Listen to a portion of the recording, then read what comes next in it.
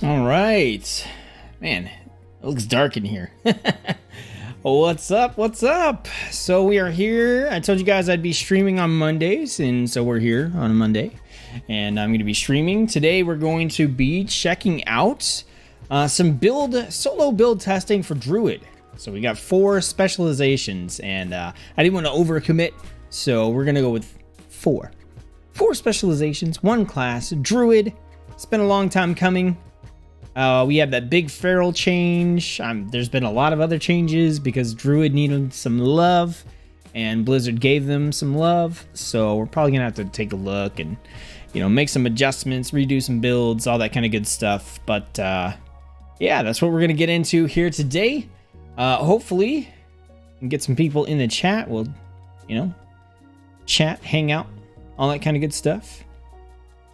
I'm just giving it. I like to give it a couple minutes to kind of let the notifications go out, because YouTube, I don't know why, it notifies people way too late. I feel like I say that every stream, but it's because the problem's not solved. If anyone at YouTube watches this, fix it. I do have some good news though, and the good news is I already did the intro quest, and we got our Druid out here on the Dragon House, ready to go. So no build up. We're ready to just rip right into it. We're going to be kicking things off with Balanced Druid, but then anybody in the chat, you are more than welcome to vote on the next specialization you want to see. So obviously we have Feral, Guardian, and Restoration. I'm definitely not doing Restoration last because I feel like it's going to be, we might do, I don't know. We'll see. If we get some votes, then we'll go by the votes. But Tor, hey, how's it going?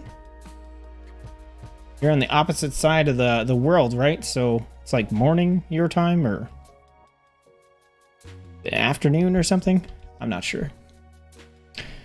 All right. Well, let's get into just kind of messing with the talent trees while we let people join in here. So again, we're testing solo builds, okay? Solo questing builds, that kind of stuff. So that's what you're going to see when we get to Guardian, when we get to Resto. That's what we're going to try to build out here.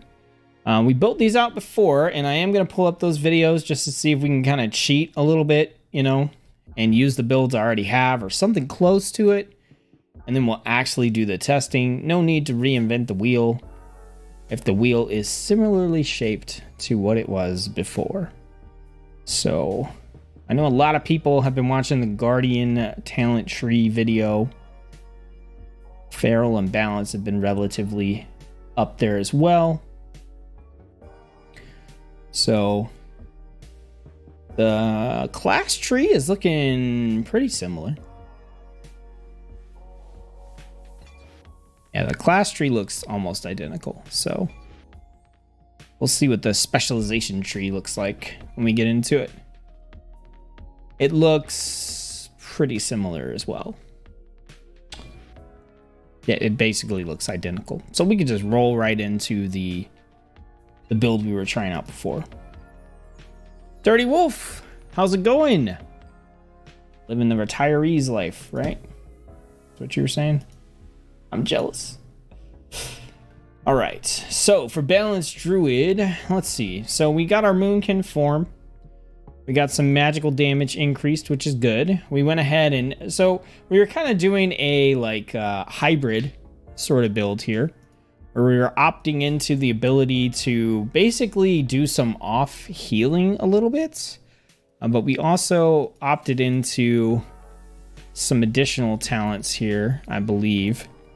We're going to scale these back. We're just going to grab Frenzied Regeneration. Do we want to grab Frenzied Regeneration?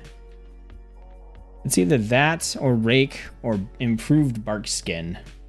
It doesn't look like much of anything has changed on this tree, so I'm gonna trust my past self and just pick up the things that I picked up before. All right, and we'll go from there. So we got some increased healing. We were kind of going for a hybrid healing spec here.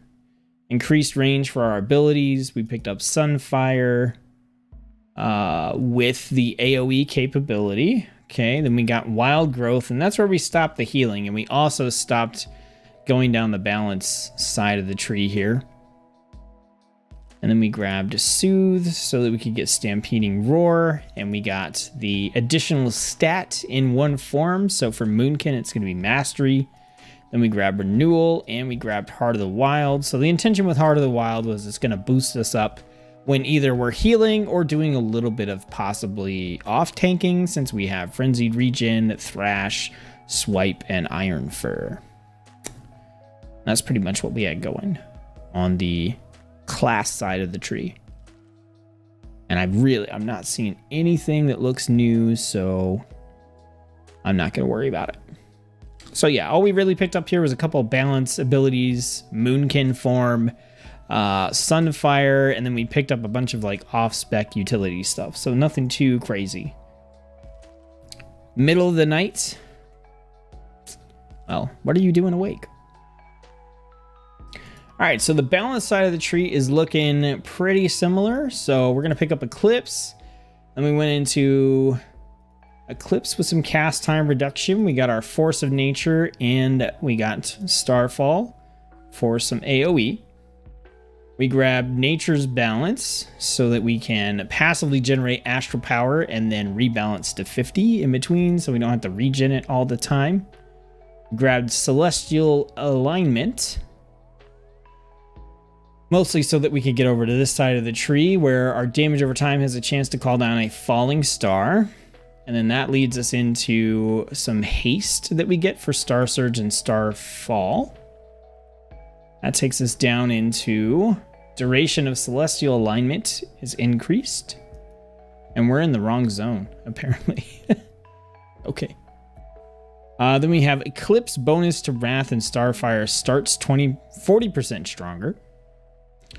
We grabbed Solar Beam, Power of Goldrin, so Star Surge, which is right here, has a chance to summon the Spirit of Goldrin, which deals arcane damage to the target. And again, it doesn't tell us what this talent does. Like, is it more damage? Is it a higher chance? Is it the Spirit of Goldrin and his wife? I don't know.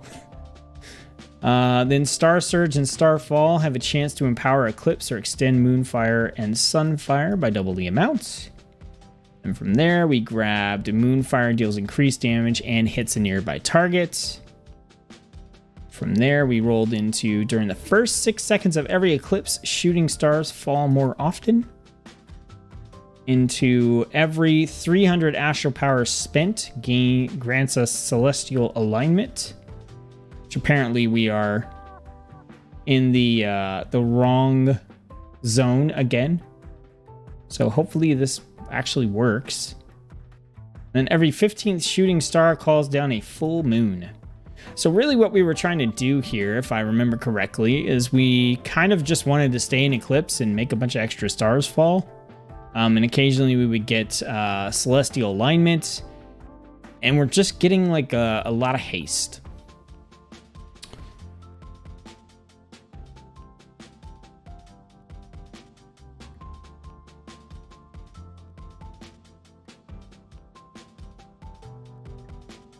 Yeah, I think that's what we're doing. So 2 Starfires will empower Wrath. 2 Wraths will power Starfire.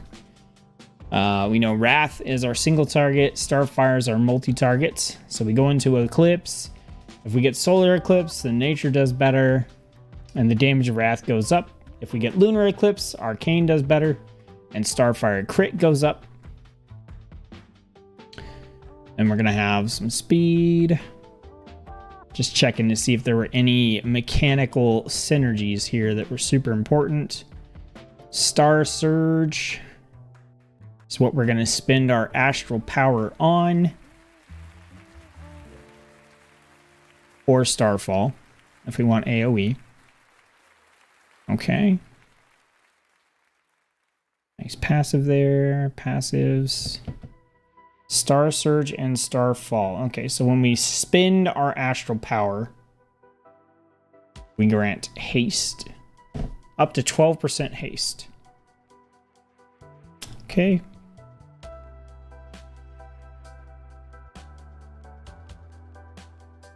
Our damage over time, shooting stars. During the first 6 seconds of every eclipse, they go faster. Every 300 astral power spent, which is 10 star surges or 6 star falls. I don't know if I like that. We'll have to see. Okay, so yeah, let's apply it and we'll go with it. Starting work tomorrow, I'm working night shifts. Oh, okay, that makes sense. I used to work the night shift. Worked night shifts at overnight shifts at 3 different jobs. All of them at grocery stores. So, all right. Now that they filled up my bar, annoyingly, we'll go ahead and set up our bars here. So we're gonna shift to Moonkin. All right. So we've got bark skin. Oh, all my action bars aren't here. It's really annoying. I don't have this set to like per character settings, so. All right, bark skin. We got our shape shifting. We got entangling roots. We're not gonna worry about the off spec shape shifting stuff like for right now. We're just gonna focus on the main stuff that we should be doing here. Why are all these still on the... What is... Oh, I see. That is super annoying. Super annoying. We're gonna use the Thunderhoof. Okay. So Mark of the Wild, we got Moonfire, which we're gonna need for sure. We got Rebirth, which we won't need for the test. We've got Regrowth, which is usable in Moonkin form. I believe Rejuve is not. Renewal is usable in all shapeshift forms. We have Stampeding Roar. All right, then we have our Starfire, Star Surge, Sunfire.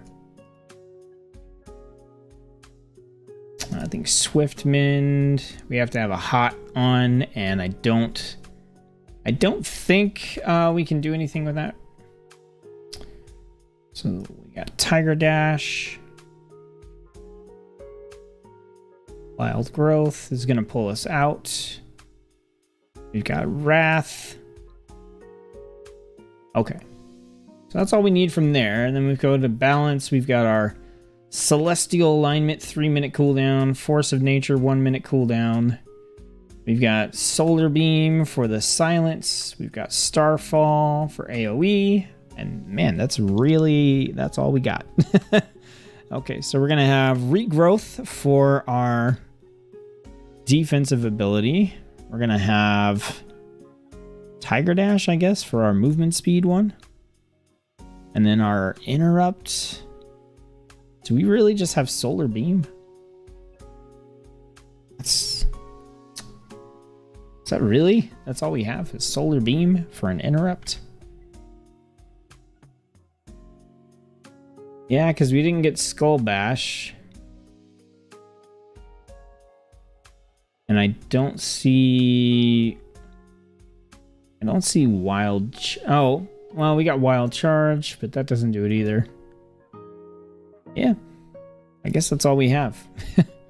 Solar Beam, a 1-minute cooldown interrupt. Feels a little bad. And then I guess we'll do Star Surge here. That is not a lot of abilities. For some reason, I think I was expecting more than what we have. But that's okay. It's all good. We got what we need. Let's go ahead and Mark of the Wild ourselves up and get out there. So again, we're just gonna sit in eclipses and get passive bonuses, hopefully. Okay, well, I guess these guys wanna play.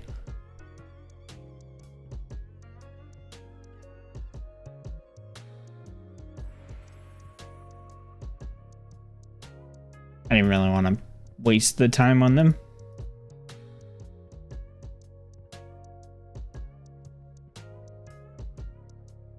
Okay. Let's go find ourselves a dragon. Alright, we got Primal Proto Drake here, so we will drop both of our dots. We got Moonfire, we got Sunfire. Then we're going to go into Wrath for the Eclipse. We'll go ahead and toss out our Star Surge. Do our Starfires since we're in this Eclipse. And pretty easy peasy stuff here. Really? Smack him.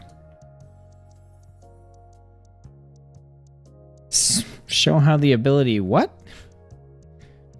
Are you making stuff up? Thanks, Drakthir, bro. You are obviously doing some skinning there. So good on you.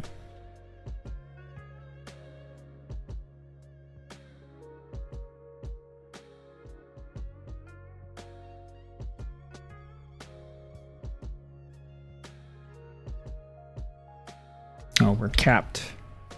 Capped on our star. That bar is such a weird color. It's such a weird color to have there. Let me enable auto loot real quick. Okay. Now we don't have anything in here to get us like a free regrowth or anything like that.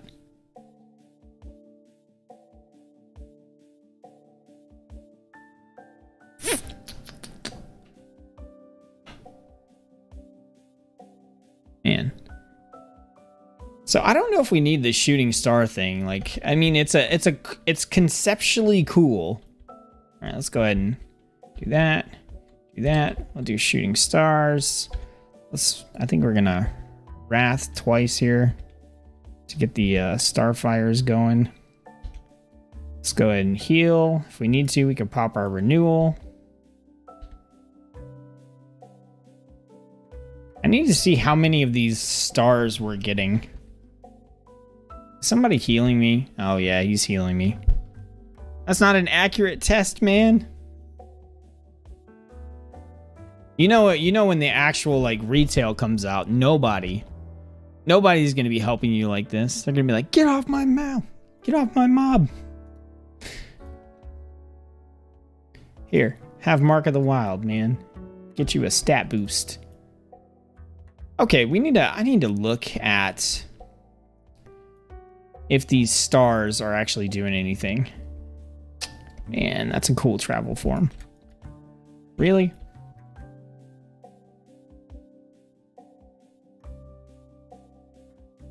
I think we probably want Entangling Roots. I know it's not an interrupt, but we probably want that on our CC bar.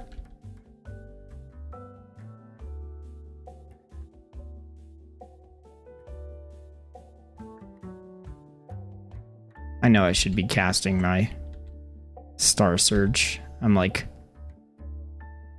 full up on astral power.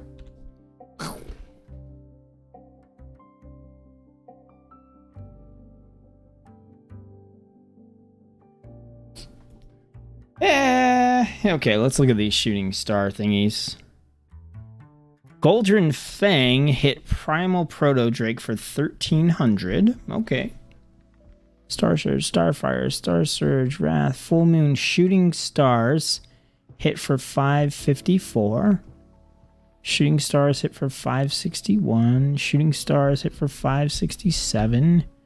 Shooting Stars hit for 570.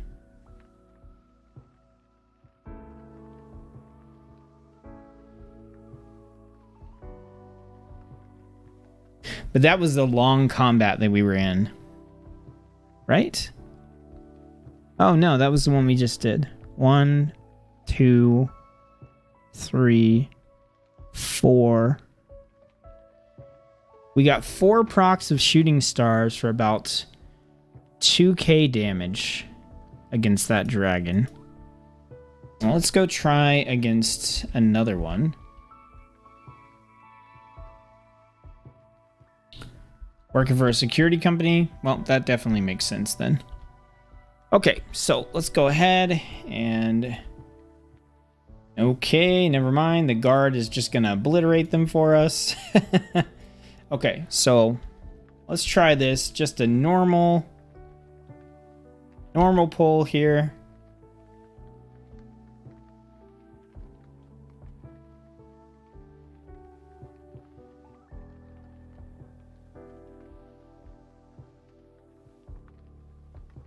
All right, now let's see, what did we get from that?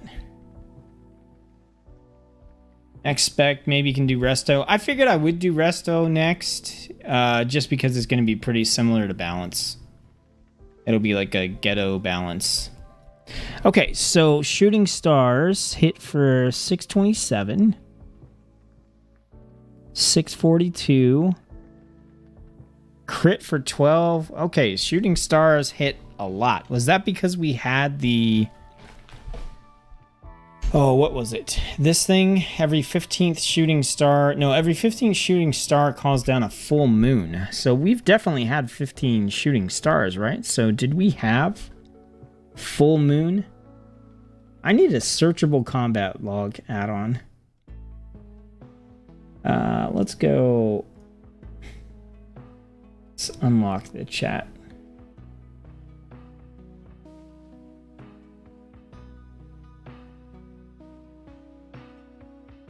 I can't even...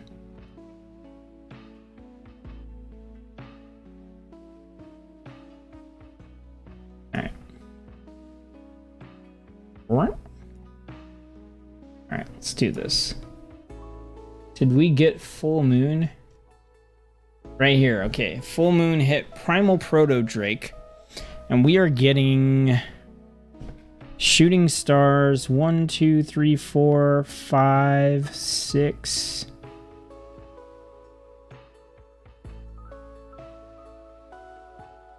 Six? Did we get it 6 times on one enemy? That means we get a full moon every 3 enemies.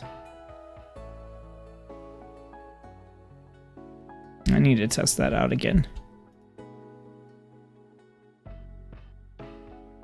All right.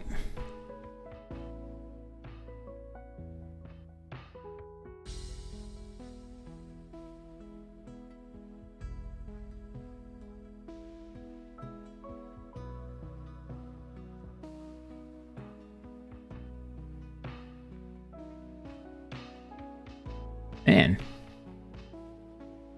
So our Moonfire and Sunfire are actually not lasting super long. It's taking us a while to kill things. I don't feel as like tanky as I want to be. All right, so let's see. Did you miss the balanced Druid gameplay? No, that's what we're doing right now. I'm very open to suggestions, by the way, if you have any, if you've been looking at the talent trees. So we got 1 proc of shooting stars. All right, let's see. 1, 2, 3, 4, 5, 6, 7. What is going on here? Where is the "you killed the Drake"? Is it not putting that in there? You killed Primal Proto Drake. Alright, I need to do another one, I guess. This combat log is annoying me right at the moment. Alright, let's do one here.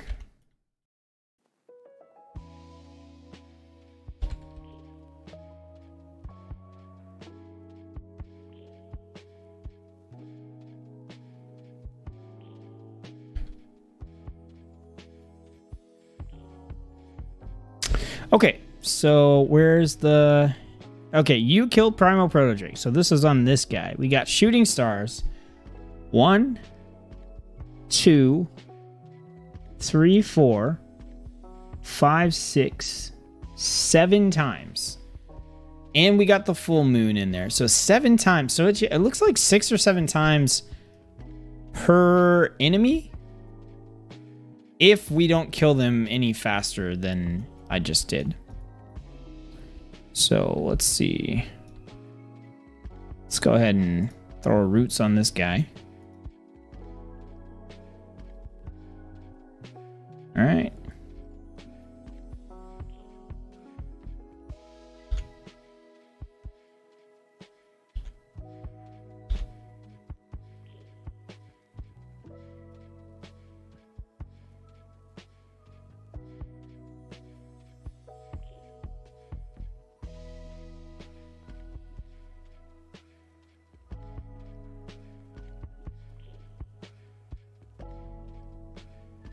Okay. So you killed Primal Proto Drake. Okay. 1, 2, 3, 4, 5, 6, 7.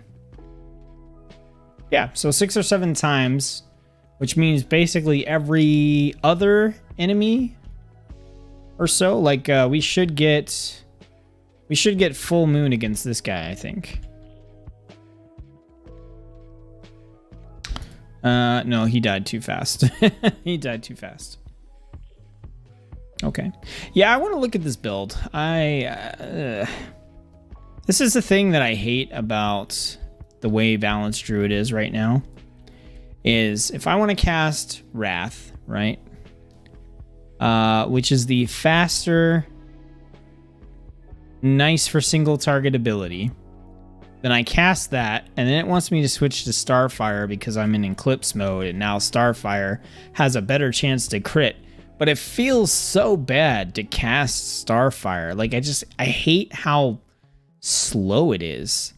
And then if you want to instead get into your Solar Eclipse and make your Wrath stronger, you got to start out with casting these two, like, super slow Starfires. So, like, if I wanted to empower my Wrath, I got to go Starfire. Starfire. All right, now I can start doing Wrath. It's like, I just... I don't like it. I just don't. And I think it's just because of Starfire. I don't know. I liked Druid before Eclipse was in the mechanic. And I really don't like Eclipse. So I'm open to suggestions. I am open to suggestions, but I think I want to tweak some stuff here anyway. So first off, I'm noticing that our Moonfire... Let's see, are our Moonfire and Sunfire, are they lasting the entire time? Because I know we had this guy, this dragon. We fought him earlier. He's got 30,000 health. And I think our Moonfire and Sunfire came off of him before we managed to actually defeat him. See, like, if I want to go into Wrath and now it's like, okay, go into Starfire. It's like, I don't want to go into Starfire. I get that it has a high crit chance, but I just don't like it. Okay, so Moonfire hit him, Sunfire hit him, Moonfire, Starfire, and he died. And our full moon got wasted. We hit him. It did 133 damage and 3,500 overkill. So, I mean, it's obviously putting out damage, right? But we have no control really over the timing of it. Okay, so now in this scenario, I'm okay with going to Starfire because we got some AoE.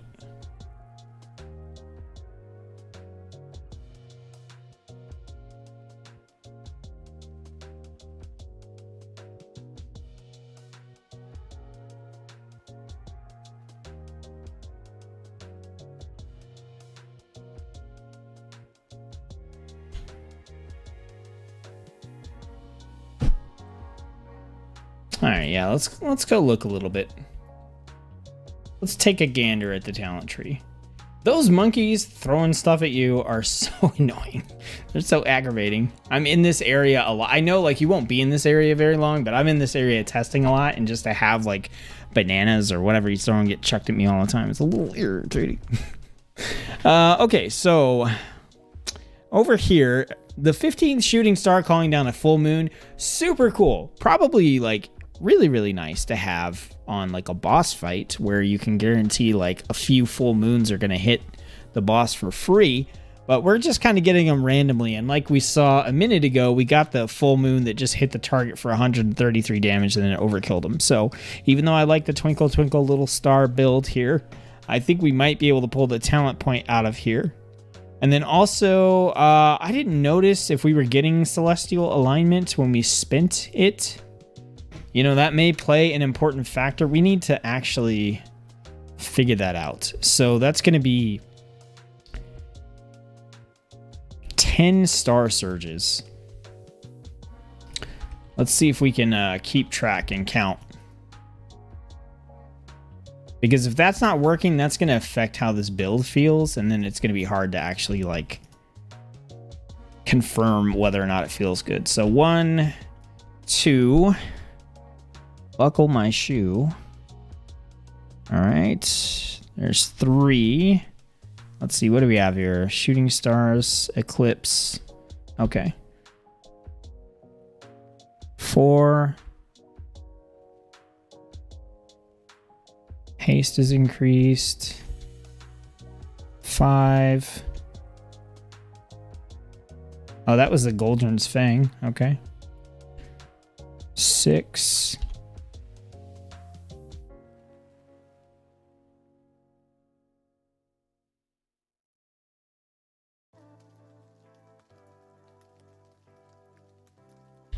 7.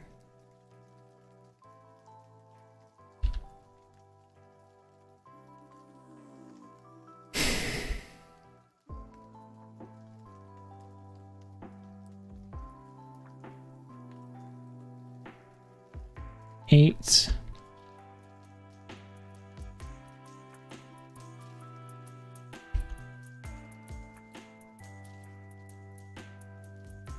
9.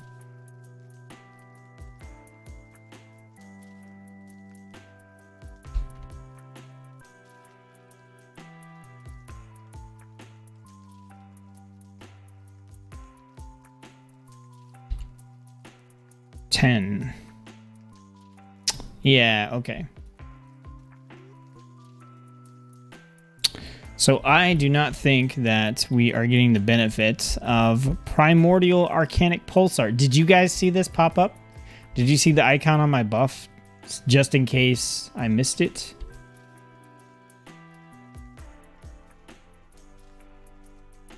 I know this is just going to be damage and heals. Yeah, did you guys see it at all? I didn't see it, which means that basically we're also missing out on this, which I, again, kind of think is also probably better against like a boss or a single target. I do like the Solstice. Like, that's still really nice. This one here, the duration of Celestial Alignment is increased. I don't really care too much about that, but we might not be getting the benefit of that either. I do like Solstice. I think Solstice is pretty nice for a talent, but I want to see like what can we pick up, especially if we pulled these 2 points out here. So we have damage over time effects, deal their damage in less time. And then that goes into either Adaptive Swarm, which I am a fan of. I like that. Or we can get Balance of All Things, where entering Eclipse increases your critical strike chance with arcane or nature spells, decreasing every 1 second. Also, you are in the wrong zone, and you can afford this choice. You are in the wrong zone. Will this give us the... Oh, we need 2 points? Wow. Okay. Will it give us the ability?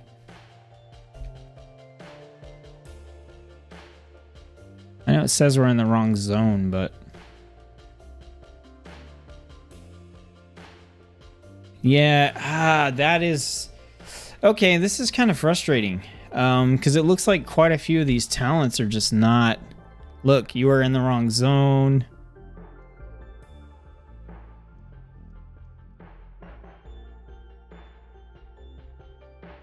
You're in the wrong zone. You're in the wrong zone. What the heck? Okay, so we can't test Primordial Arcanic Pulsar. We can't test Adaptive Swarm. We can't test Convoke the Spirits. We can't test Time Worm Dreambinder. We can't test Oneth's Clear. There's so much stuff that we can't test. So I guess we'll take a look at the stuff that we can test for now, but we're going to have to come back and look at balance again. Like, we're going to have to do balance again.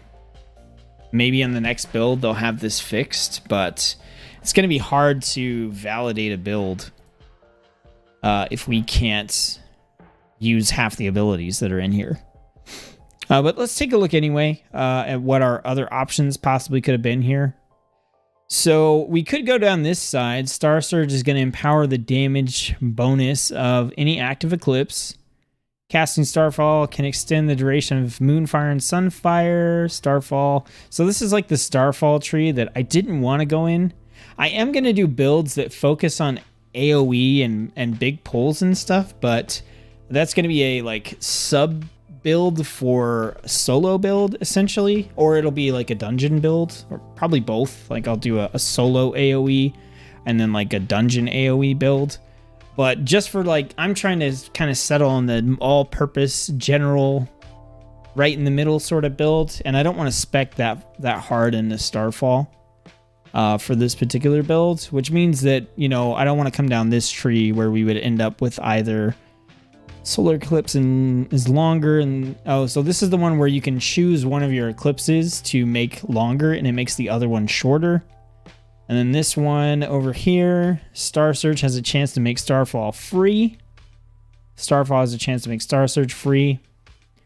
And then Star Surge and Starfall reduce the cost of Star Surge and Starfall and increase their damage. Okay, so this is definitely AoE, you know, and then with the whole Starfall, Star Surge stuff.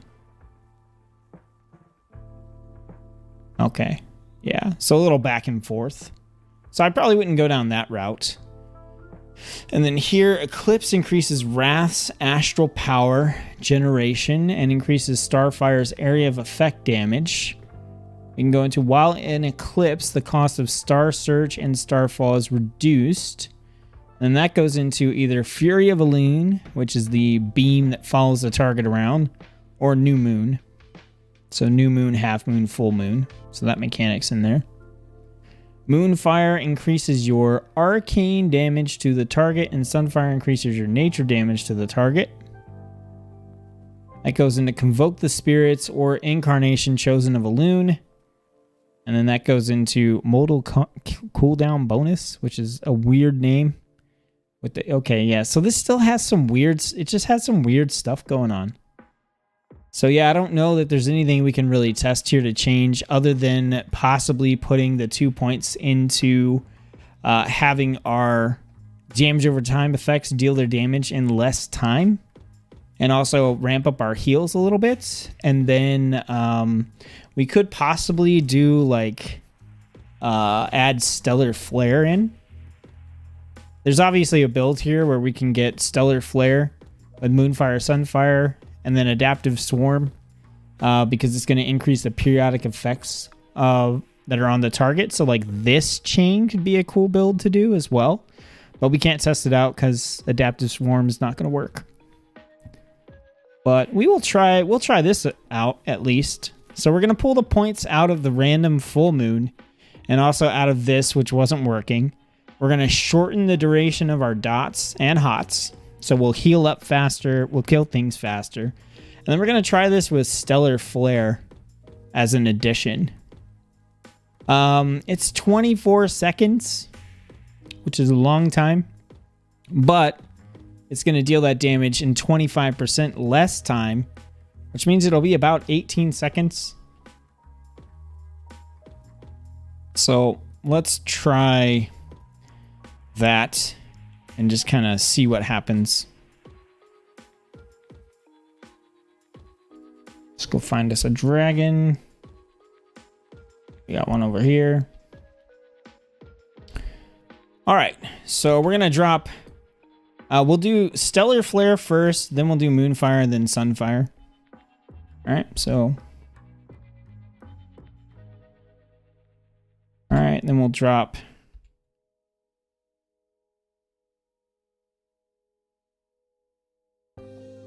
Wow. Wow. Okay.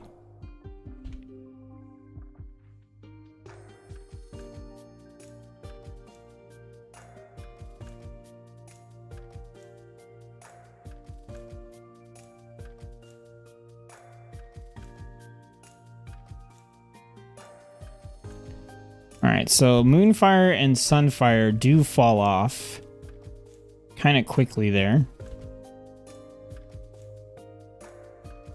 We must have just crit that guy super hard or something for him to die that fast, because that guy did not die very fast.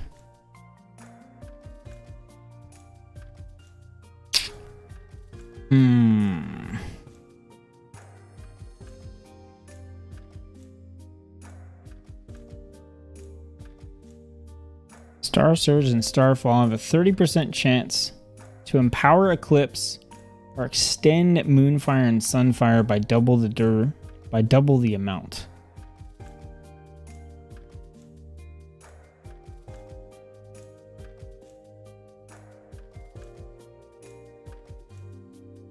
I'm wondering if we just want to put 2 points into Moonfire and Sunfire duration.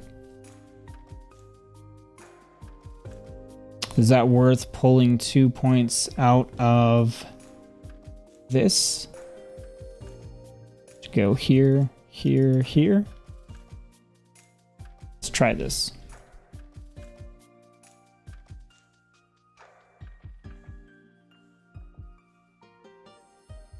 All right. Well, we're not in Moonkin form.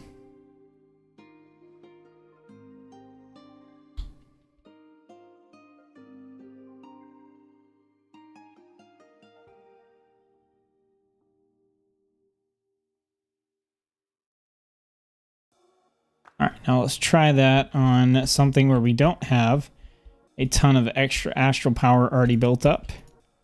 Let's go over here.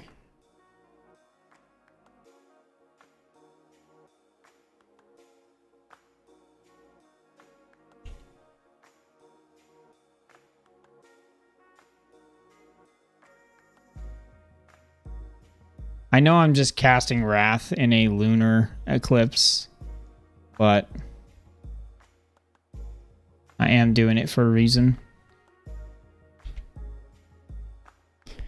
All right, so let's try the same thing on this guy. All right, let's get into our eclipse first. Dang it, Paladin.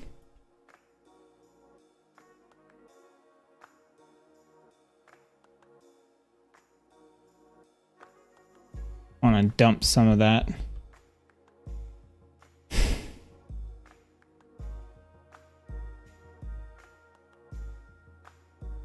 Alright, let's go up this way.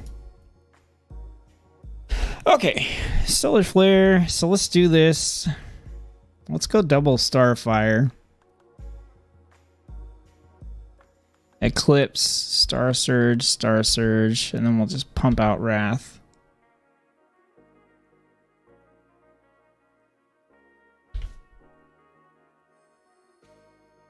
That worked fairly well. Can we replicate it on another guy? Also, how come we're not in Moonkin form again? I don't even notice because the shapes are pretty similar. Alright, we're gonna dump one of those. Starfire. Let's empower. Wrath, that was pretty good. Alright, we'll go for these guys. We'll just falling stars on them. Alright, into Wrath. There we go. I did not hit the eclipse that I wanted there. And we don't have the AoE Moonfire anymore, but we do have the Sunfire. God, I hate Balanced Druid. This used to be one of my favorite specs, but like, it's not even that this is bad, right? I just mechanically don't like it. All right, anybody got any suggestions? I think like right now I'm okay with stopping here because there's so many talents that don't work. That's pretty much where I'm at. I'm a little salty because we can't try Adaptive Swarm, which I actually do really like, especially with the combination of like Stellar Flare, Moonfire, Sunfire. Just load them up on dots, then hit Adaptive Swarm and kind of ignore Eclipse. Yeah, I think I'm good to stop here. If you guys do have any suggestions, feel free to let me know. I'll come back and try them, but we just got a lot of broken talents. We need to figure them out. So let's switch over to Restoration real quick, because Restoration is going to be Pretty similar to what we just did with balance, except we're going to have less options on what we can actually do for damage. So we can just go into that. You could also, I mean, you could also run Resto a different way, but pretty much Ghetto Balance is kind of a easy way to build them. All right, there's the build. Okay, I got the build pulled up here. So let's see how different this is going to be compared to what we had before. So we're basically going to pick up the same sort of balance abilities we had before. Oh, this is different. They put improved nature's cure here instead of the curse removal one. I think it's the curse removal one. Oh, we had Cyclone. What the heck? Where was Cyclone at? That should have been our CC. How did I miss Cyclone? Okay, we'll grab Tiger Dash.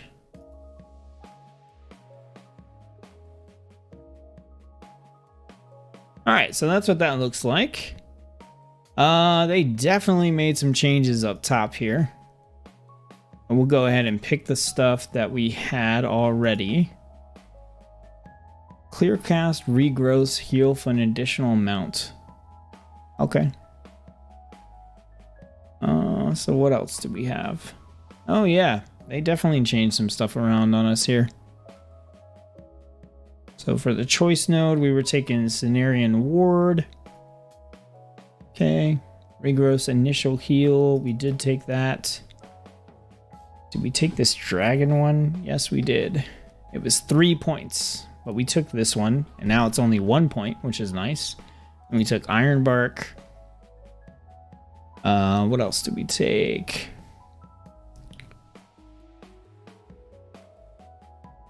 We took this one. We took the choice node. I don't know which one we took, but it was probably the cooldown reduction one.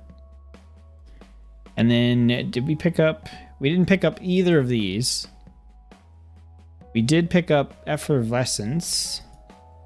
Probably because we had a point to spend somewhere, so we might not have to do that now. But we might. Let's see.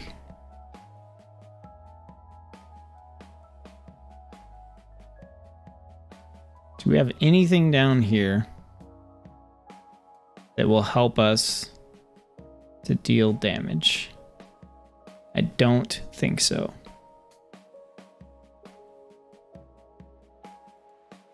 Will Adaptive Swarm work on the Resto Druid? It better not. It better not. It doesn't say you're in the wrong zone. Oh my goodness. I'm going to be upset. I'm going to be so upset.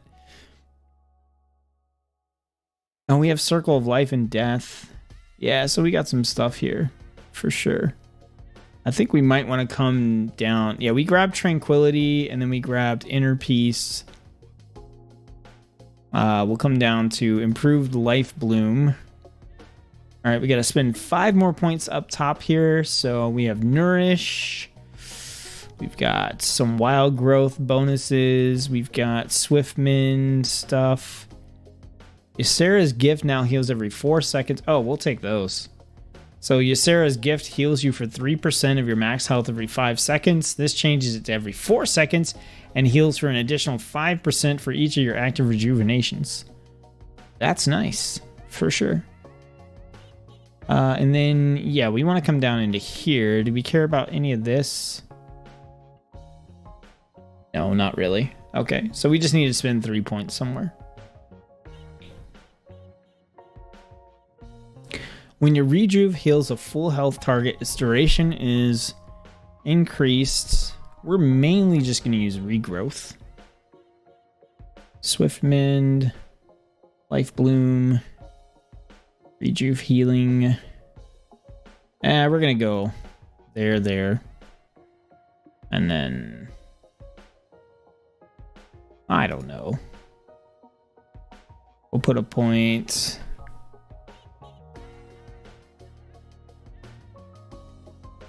Sure. Oh, we'll do that. Okay. So now we can get Adaptive Swarm on Restoration Druid for some reason. Okay. So ridiculous. And Convoke the Spirits works as well. And the Circle of Life and Death is only 1 point. Was it 1 point on balance? I don't remember. Either way, we're just gonna grab that. Okay, so we have a little bit here in the sense that we were able to get Adaptive Swarm that should actually work. Look, we can. How frustrating is that, you guys? Hey, Cass. Thanks for jumping in. Man, this is the WoW team being a little ridiculous.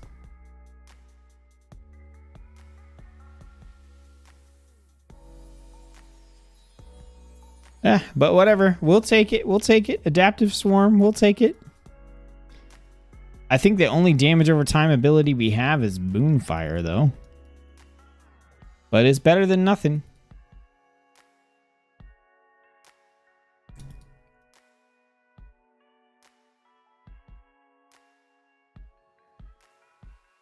We got our crazy Convoke the Spirits as well. All right, so we'll do the same thing here. We got Bark Skin, we got Cyclone for our CC, which I missed somehow the last time. Entangling Roots, we got our Heart of the Wild. We got Mark of the Wild. Oh, I see what happened. Oh, we do have Sunfire. Okay, cool. Good. All right, so we got Moonfire. We got Regrowth. Rejuve. Got our Renewal. Starfire. Star Surge. Sunfire. Swiftwind. Tiger Dash. We got Typhoon and Wrath. And then in Resto, we've got Adaptive Swarm. Convoke the Spirits. We got Iron Bark for defense. We got Nature's Swiftness. And then we have some, let's see, what else do we have? Cenarian Ward.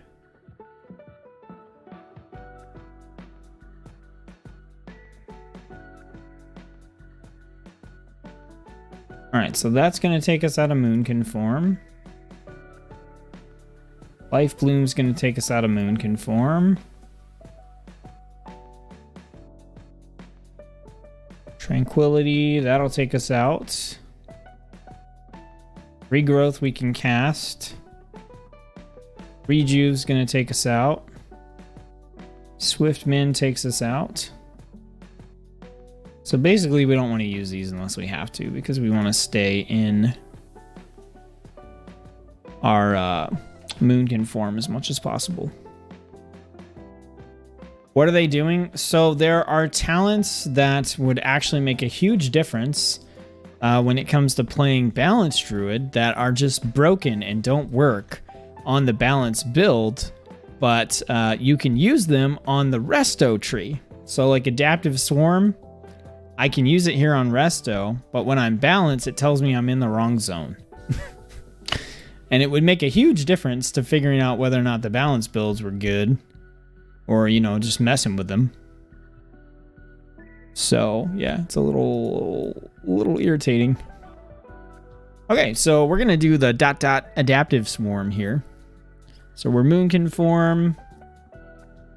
So, oh, we got these guys. Let's just try some Starfire spam. See how this works out. We got the passive healing. So let's see. Is this is just gonna hit? Okay, so Solar Beam will hit everybody. Moonfire's only gonna hit one person.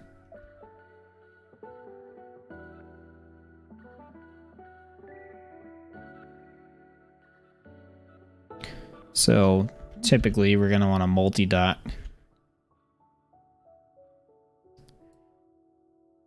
I was just testing to see, like, yeah, that doesn't feel good if all you do is Starfire. That's for sure. All right, so let's go Moonfire, Sunfire, Adaptive Swarm, and then we just start wrathing this guy.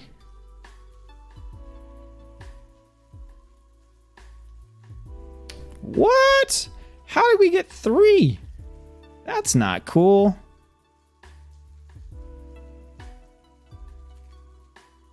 Okay, we'll use this. Let's convoke the spirits.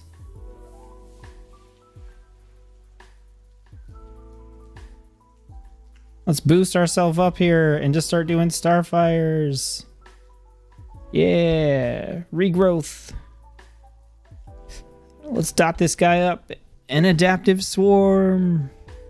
Starfire. Let's tab to this guy. Cyclone. Let's heal ourselves. Stay alive. Rejuve. Swiftman. Back into Moonkin form. Dot him up again. Dot the other one up. Wrath. We used all of our cooldowns and we lived.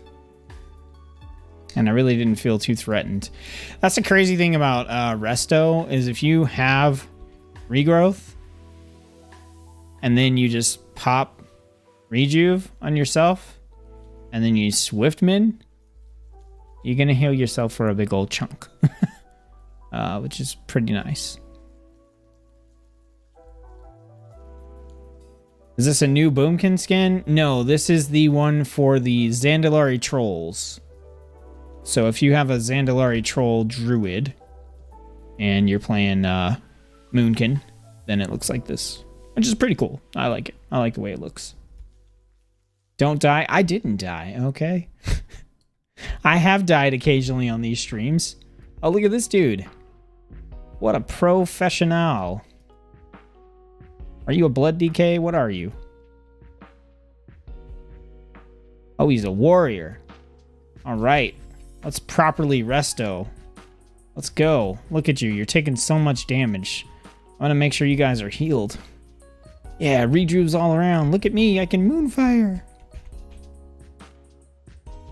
Really, if you're gonna solo play, or if you're gonna quest as a Resto Druid, just go with the warrior, and then just throw heals on him that he doesn't need.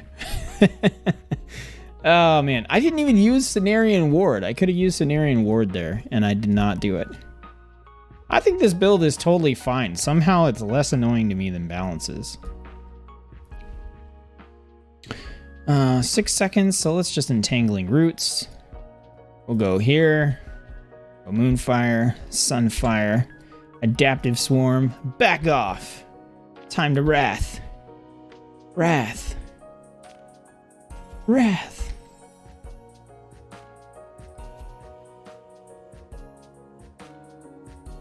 Requires Moonkin form. I am in Moonkin form.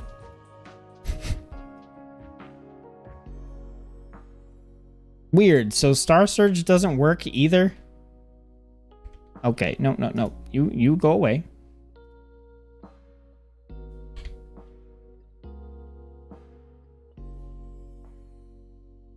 Did this guy just dump all this?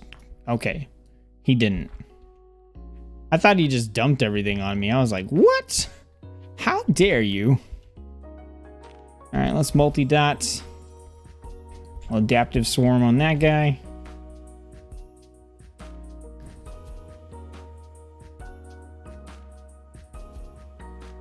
Oop. Yeah, there's not much else we can do with this build. With it being Restoration Druid, because all the talents I didn't take are just healing talents. So I think we're good. We can move on from Resto Druid. So Guardian or Feral? That's the question. Are we doing Guardian or Feral next? Nice form. Yeah, it's super cool. And this is the travel form, which is also pretty awesome. And we got the bear form, which is a big turtle dino. And then also the cat form. Sneaky. I think we'll do Guardian because I feel like I'm going to spend the most time on Feral since the talent trees are new. So we'll go Guardian. Guardian should be pretty straightforward. Pull all the stuff and then thrash, thrash, swipe, swipe, thrash, thrash, swipe, swipe.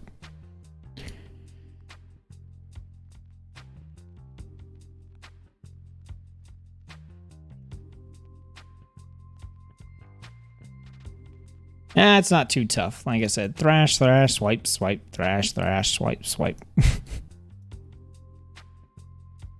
Heal myself with frenzied regeneration. The end.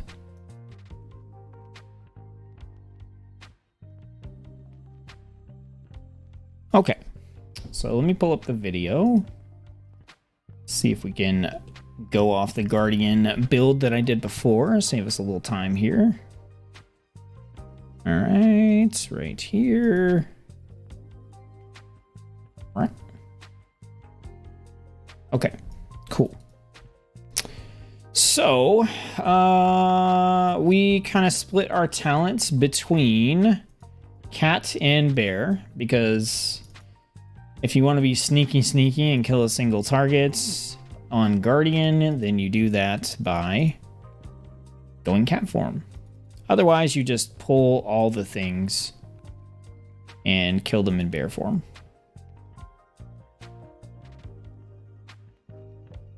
Okay, here and here. All right, so let's see if anything changed with bear form. Grabbed. That doesn't look right. Oh, yeah, we went for brambles. And there, here, here, here, here. We went over here. Grab berserk, berserk.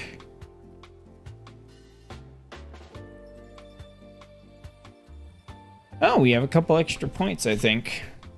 Oh, nope. Berserk Ravage. We took all the berserk things. And then, yeah, I think we took 1 point here. Okay, so this is what we have for Guardian Druid.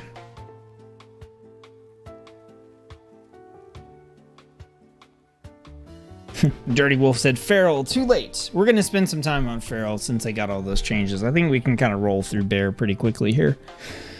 So, what did we pick up? So we have a chance to reset the cooldown on Mangle. Okay, Moonfire, Soothe, Remove Corruption, Rebirth are usable in Bear form. Mainly we got that for the Moonfire. Bear form, damage taken reduce. Mangle does additional damage against bleeding targets, which they will be, thanks to Thrash.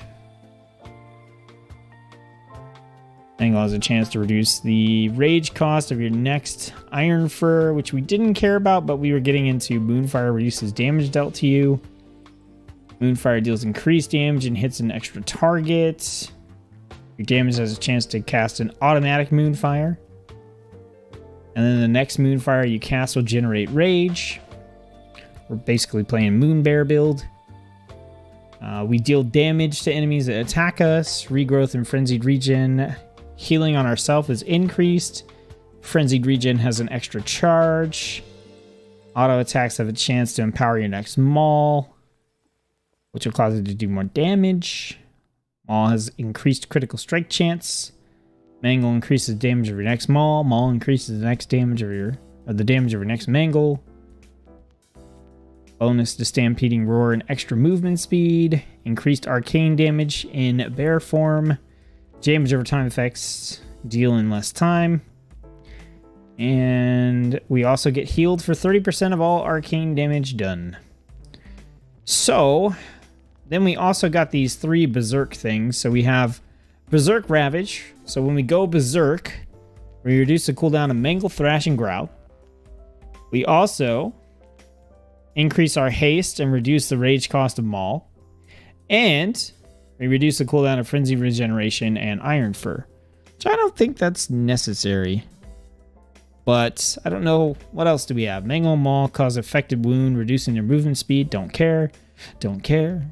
Don't care. Don't care. Thrash has a chance to trigger an additional Thrash. That sounds nice, actually.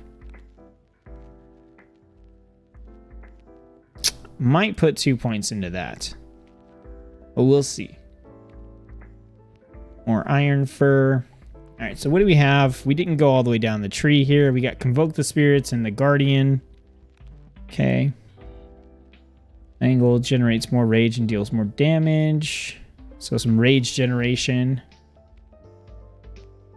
Angle increases iron fur. Rage is healing. Okay. Rage of the Sleeper. Prevents damage and reflects damage back. Okay. Okay. Yeah, I think if anything, I might change and get the chance for Thrash to trigger an additional Thrash. But outside of that, I think like we're probably fine here.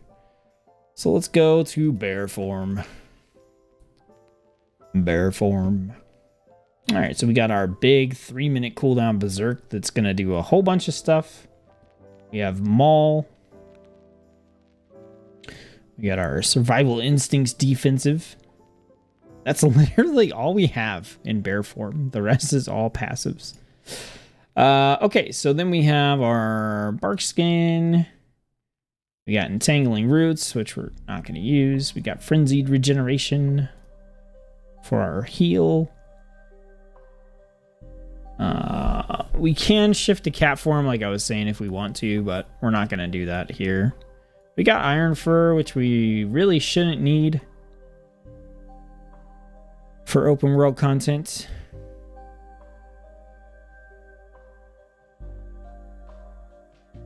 Okay. We've got Moonfire, which we also shouldn't need to cast. We should just cast it automatically, hopefully. It's a 5%. I mean, we'll cast it because when we get the free one, our next one does more, which is nice. We got Regrowth. Okay, so Regrowth is going to shift us out. We don't have any talents to make that happen. So we are going to do Frenzied Regeneration as the main heal there. Okay. We do have Renewal, though, which we can use in bear form.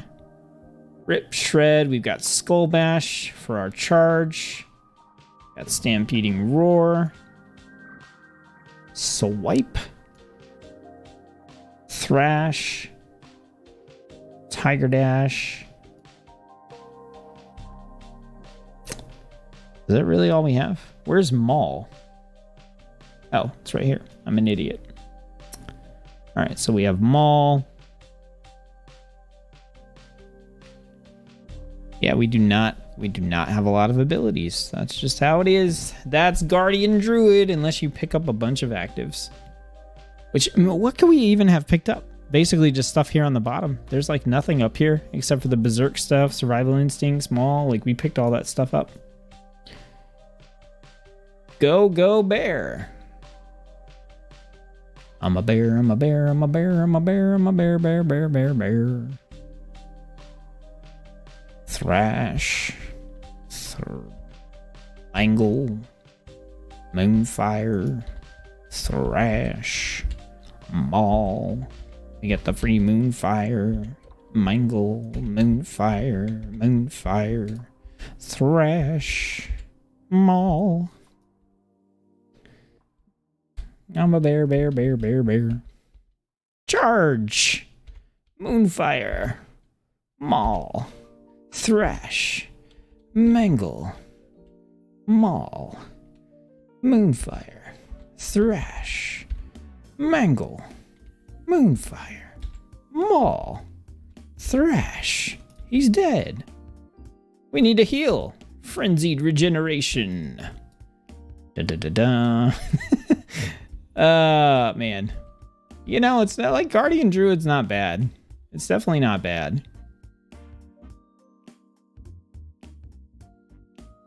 Skull Bash. Bring it on. Let's go. Thrash. Moonfire.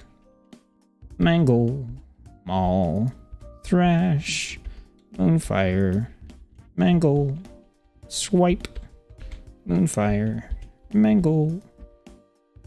Maul. Thrash. Just mash buttons, you're a Guardian Druid. Just mash buttons, you're a Guardian Druid. You're never gonna die, you're a guardian druid. Mash, mash, mash, mash buttons.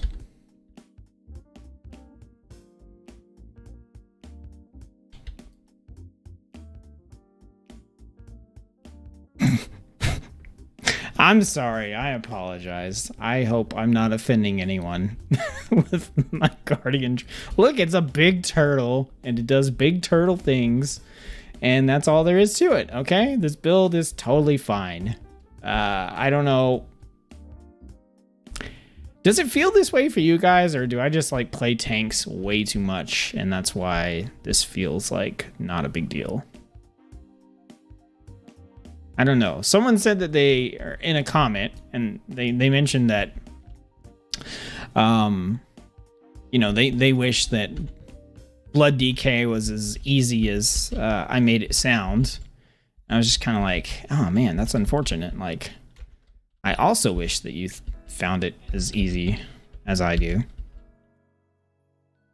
My health's getting kind of low.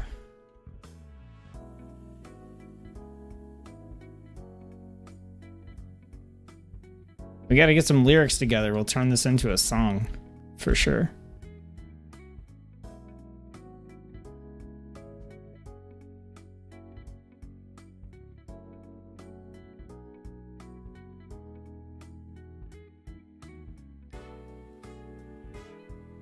I told you we get through Guardian Druid really quickly. This build is totally fine. All right, let's go do Feral.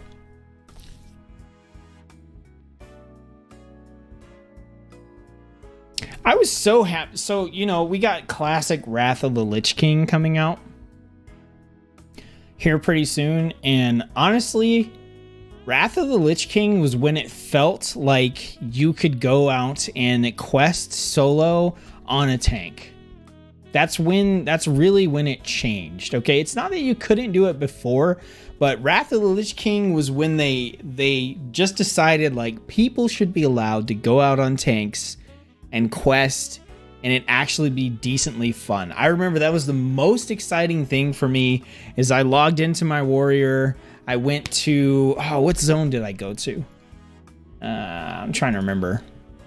I think I went to Borean Tundra. I think this is the one that has the yeah, because this one has the spider place in it, the spider dungeon, right? I know they're not spiders, but they're basically spiders. But I went here to to this big horde base, and I went out as protection warrior, and I was like, oh my god, I can play as protection warrior, and I can quest this way, and it was so fun, and it was good times. Ever since then, I don't know. Tanking, questing is just fun, in my opinion. All right, let's switch to Feral. Kind of like when you said Torghast, was it looking? Oh yeah, okay, yeah, good point. Okay, Torghast, yeah, Torghast was pretty easy, and it was fun in the beta. I lost some people with my mockery of Guardian Druid. It wasn't mockery, it's just fun. I mentioned in my ranking that Guardian Druid, I found them to be boring. And yeah, it's not because they're not good. It's just...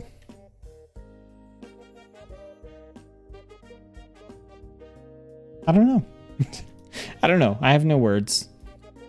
All right, let's check out this craziness that is Feral. So apparently they put a big emphasis on bleeds for Feral. So I definitely want to try that out because I'm a fan of the kind of bleed stuff you can do on Feral. So I'd like to see what we can get going with that.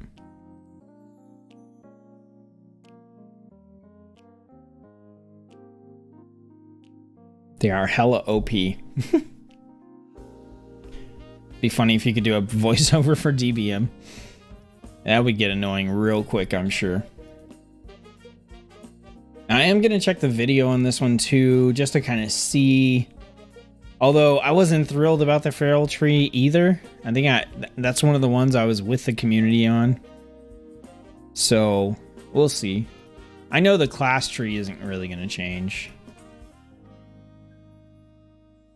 So we're grabbing the feral talents with a side of tanking, basically. Okay. Oops. All right. So, yeah, this is already super different. All right, so we got Tiger's Fury. We definitely want to pick up Omen of Clarity.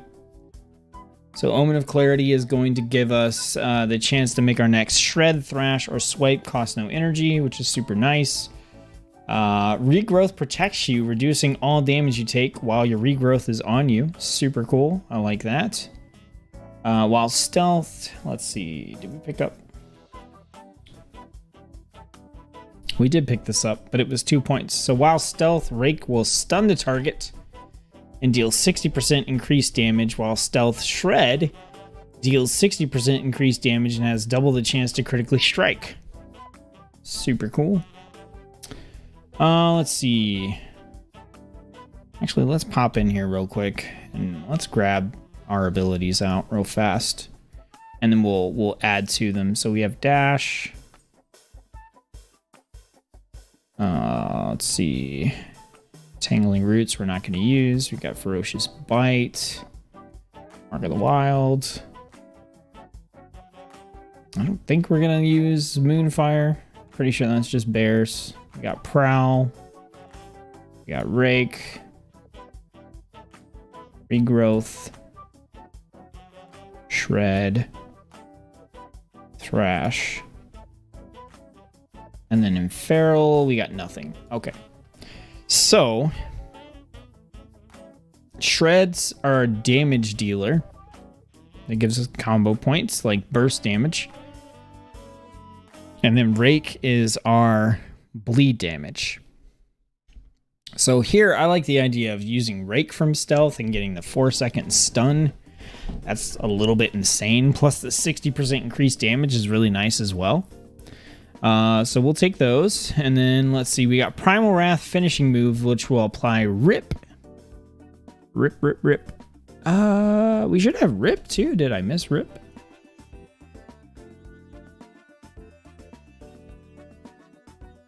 Do we have to pick it up? Is it in the talent tree and I'm just not seeing it? What? What? What? Okay, it's not in here. Prowl, Rake, Rebirth, Regrowth, Revive, Shred. Where's Rip?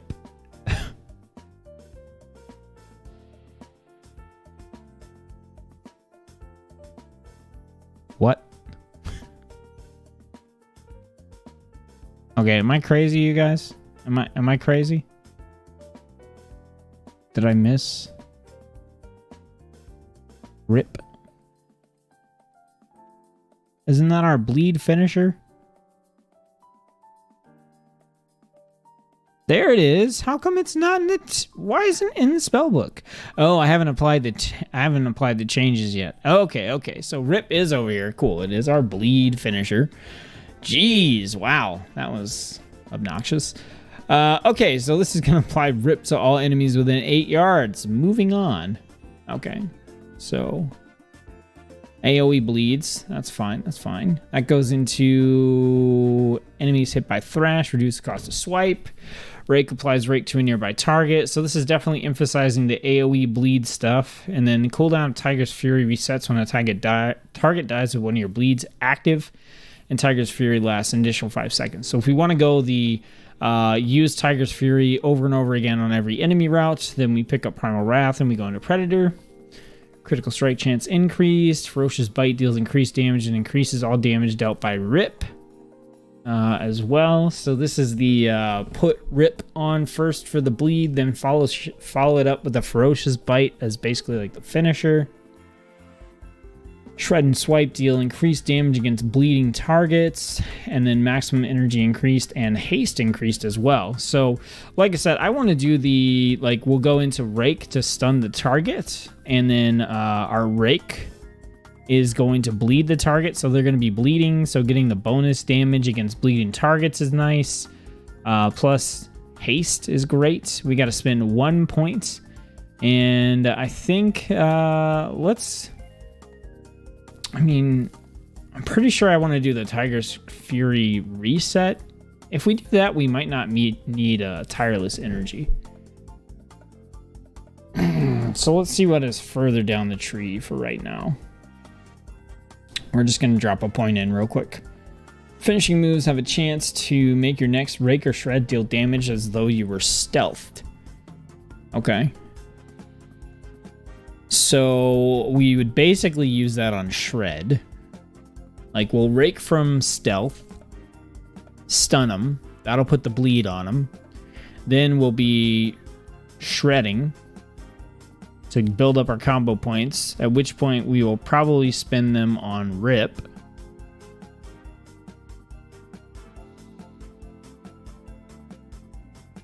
And then when we do that, we would go back to shredding, I believe. I don't think Rake will be off the target by then. And then that will deal damage as if we were stealth, which with this, it deals 60% damage and has double the chance to critically strike. Okay. Rip damage increased. What I really want to see, if we're going to use Rip and we're going to use Rake, is something that accelerates the bleeds on the target. MB! What's up? So let's continue down this side here. Moonfire is usable in cat form. I don't care about that at all. Finishing moves have a chance to make your next regrowth entangling roots instant, free, and castable in all forms. I do want that. Combo points reduce the cooldown of Berserk. Finishing moves have a chance to grant haste. Finishing moves extend the duration of Tiger's Fury. Okay, so these two kind of lost me, but this one I definitely want to get. Tiger's Fury damage bonus increased. That goes into Ferocious Bite and Rip, deal more damage. When you use 3 different combo point generating abilities within 4 seconds, the damage of your next 2 Rips or Ferocious Bites is increased. So what do we've got, that's when we do the combo with Thrash, Shred, and Rake, essentially. We do those 3. And then our Rip will deal increased damage. Feral Frenzy, 45-second cooldown. Claw, deal damage and cause a big bleed over 6 seconds. And this gives us 5 combo points. So that'd be another combo point generator. We have Adaptive Swarm with the chance to split into 2 swarms when it jumps. Okay, so we got a kind of a mixed bag. I don't think like anything over here is bad. Like, I wouldn't want it, but it's kind of a mixed bag over here for me. So let's take a look straight down the middle. So we have Berserk, Omen of Clarity, or this is Moment of Clarity, which causes the triggers to happen more often and accumulate 2 charges. I do like taking that. We could pick up Survival Instincts. Tiger's Fury causes your next finishing move to restore 2 combo points. It looks like we can get that up to either 2 finishing moves or 4 combo points. That goes into a choice between Convoke the Spirits or the Incarnation with a passive. Your melee attacks have a chance to activate Incarnation Avatar of Ash Main for 6 seconds without the ability to enter stealth in combat or... Oh, interesting.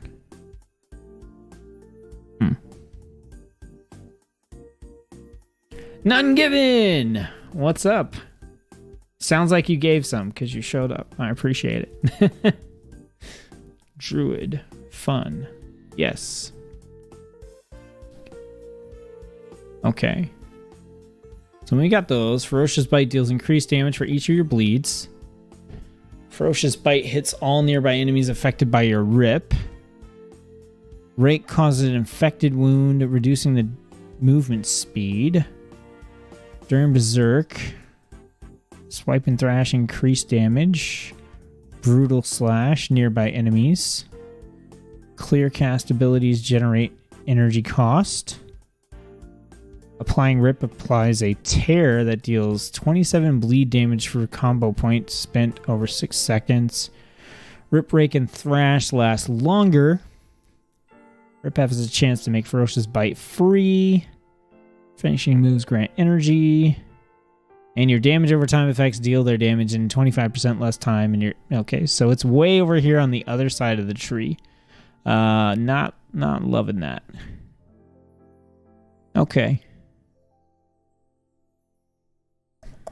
So I'm going to pick up the stuff that I know for sure that I want.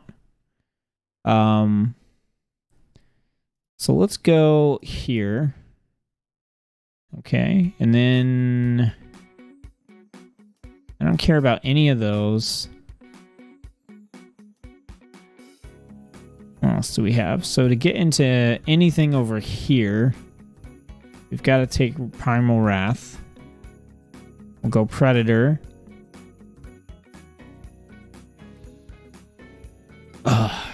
Yeah, this is weird. It's a good mix of like pushing you into bleed AoE. So this just applies Rip to all enemies within 8 yards. Okay, so let's look at this. Finishing move that deals instant damage and applies Rip to all enemies within 8 yards. Lasts longer per combo point. So you get Rip for 4, 6, 8, 10, 12. Okay. Got it. So it's probably not as strong per combo points because it's going to do 222 damage and then Rip for 8 seconds, whereas Rip for 4 seconds, whereas Rip with 1 combo point is for 8 seconds. But I actually think that's okay because we're not really going to get 24 seconds worth of Rip out of a single target anyway. So like dealing some initial damage and then a Rip for 12 seconds means we have Rip on the target and we have the bleed on the target. So we get all the bonuses for having Rip and bleed. So even if we use this on like a single target, I think it's totally fine. So then we pick this up. Primal Wrath consumes up to 4 seconds of Rip damage on targets it hits. Okay, that's going to be if they already have Rip on them. I'm pretty sure that's what that means. But we'll have to check. I haven't used this ability in a while because I haven't really been playing Feral. If anybody knows offhand, so is this basically saying that Primal Wrath will consume 4 seconds of Rip? Like the Rip that we apply with Primal Wrath? Or do we have to Primal Wrath to put Rip on and then the next Primal Wrath will consume it and reapply Rip? If anybody knows and you can save me the time, cool. I'm probably still going to test it anyway. Primal Wrath is fun to use in AoE. Yeah, do you know how the mechanic for that works? You're going Demonology? On Wrath. Okay. Ferocious Bite hits all nearby enemies affected by your Rip. Okay, so a little AoE there. Or it deals more damage for each of your bleeds on the target. Let's go for this one.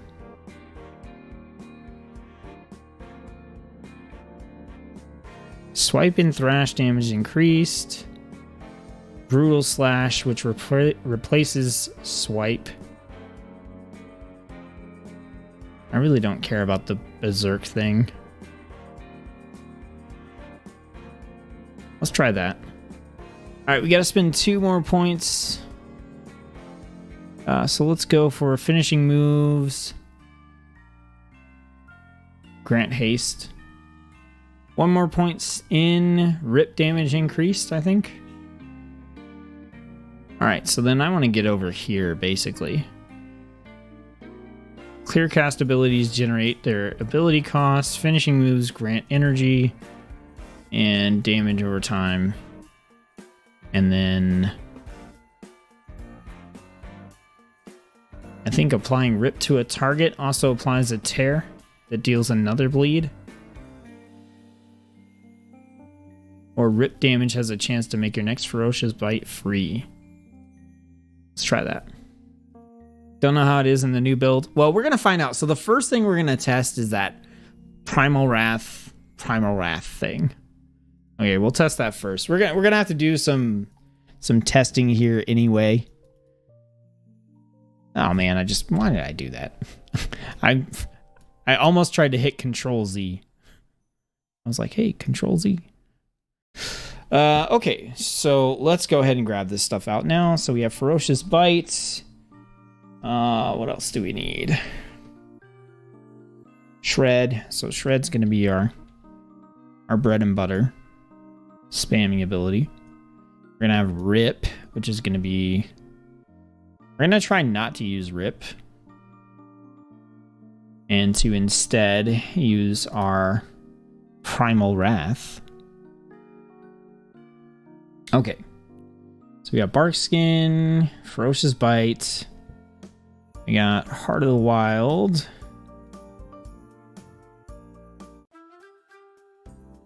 Really? What is...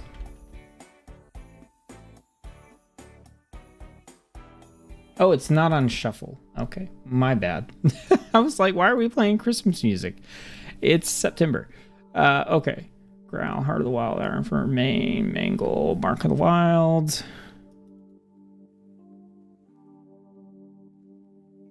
Okay. Moonfire, Prowl, Rake, Rebirth, Regrowth. Yep, Renewal. Yep. Revive, Rip, Shred, Skull Bash, Soothe, Stampeding Roar, Swipe? I thought our Swipe was getting replaced with Brutal Slash. Apparently it's not. Interesting. So in that case, we're going to take Wild Slashes, because if it's not actually going to replace it with Brutal Swipe, then why would we test it that way? Alright, so then we have Swipe, Thrash, Tiger Dash, Wrath. And then Feral, we've got Berserk, Tiger's Fury. And that's it. Okay. So basically what we want to do is stealth, and from stealth we want to rake the target. So that'll stun and put a bleed.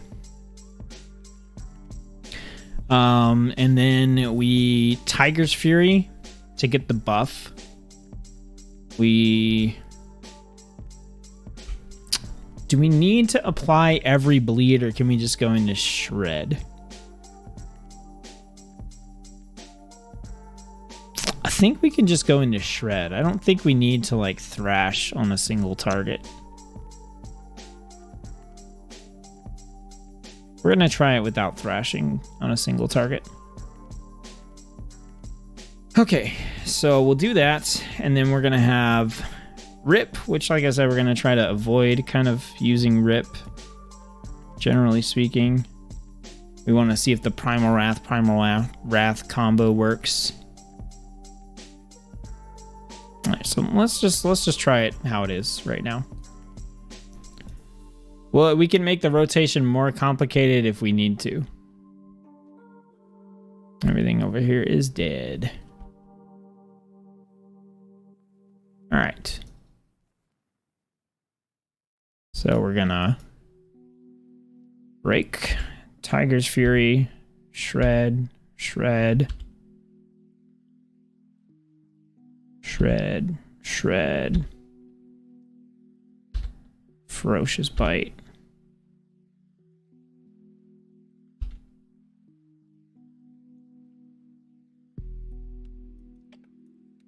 Okay, so let's see. Let's see what happened here.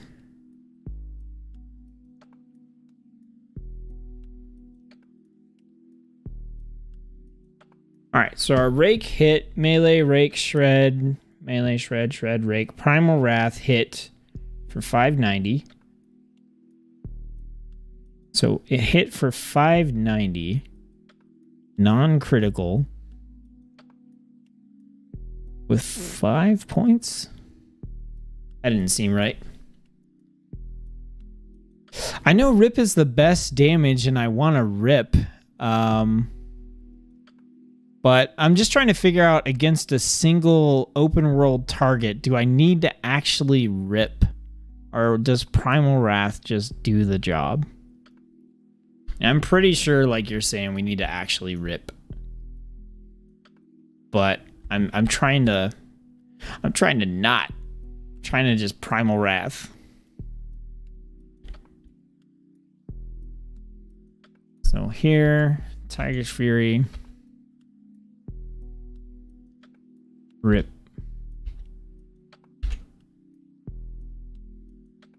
Rip. Get Rake back on there. I mean, that was okay. So let's try it with casting Rip first.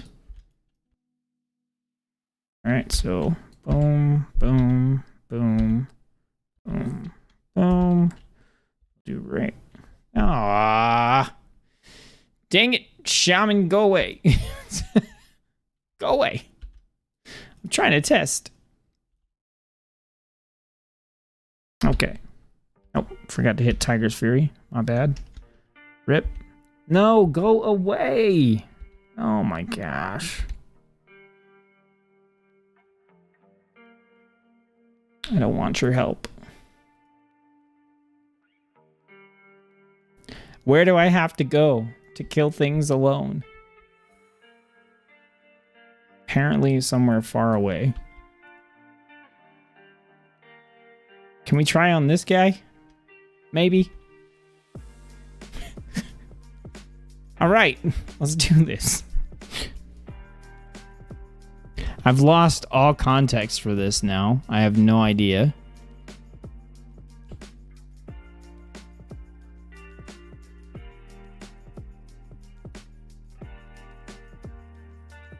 I don't know. I don't feel like that was really necessarily any better. Let's try again. I know it's an AoE rip, but the fact is we don't need 24 seconds of rip damage against a single target. Which makes me wonder if we do a 5-point Primal Wrath into another one.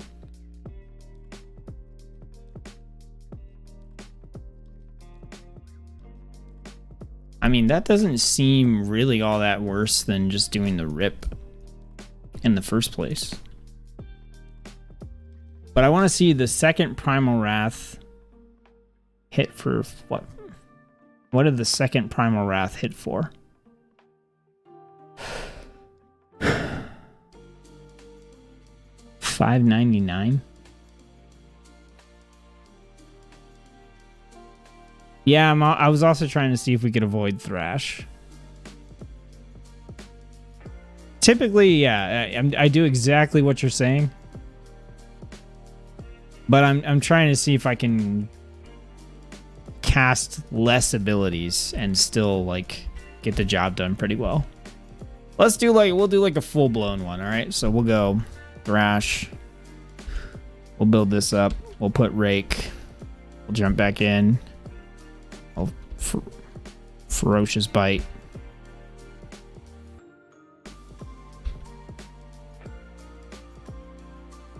I don't know. I don't think it really matters.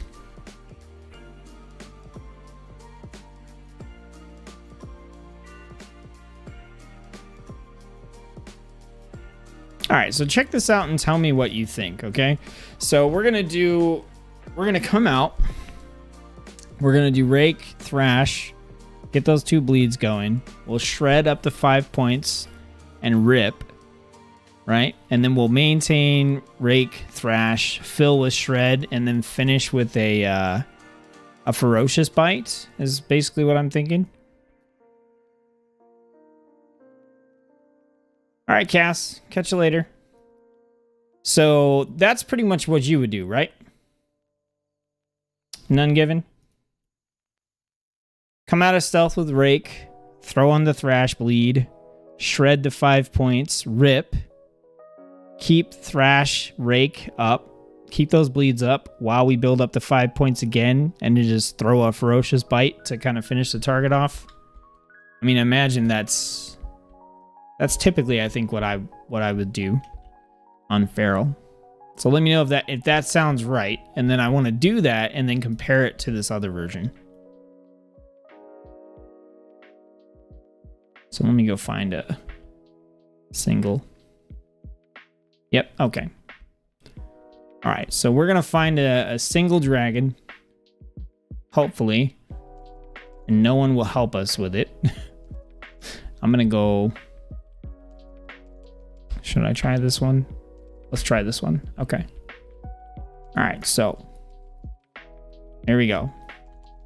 Rake, Thrash, Shred, Rip, Shred, Shred, Shred, Shred, Ferocious Bite.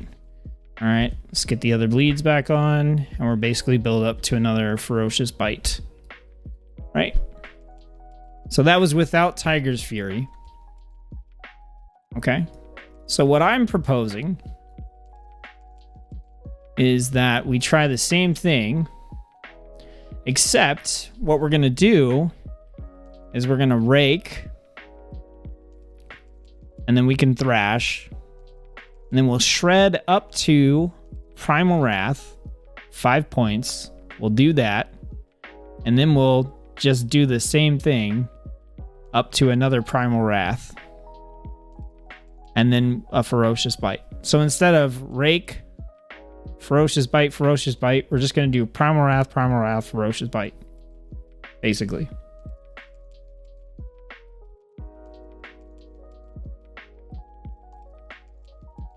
Right, it's like rogues. And mages. Alright, so we're going to do this version. Boom, Thrash. Build up. All right. Then we're going to build back up. Do it again. Ferocious Bite. Yeah, like, I really don't notice that big of a difference. I don't notice that big of a difference in the two.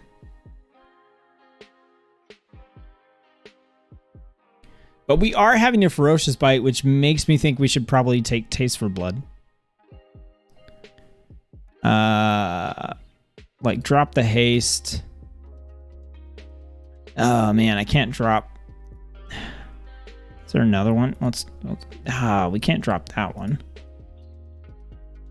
The Primal Wrath consuming 4 seconds of rip damage. I don't think that's worth it.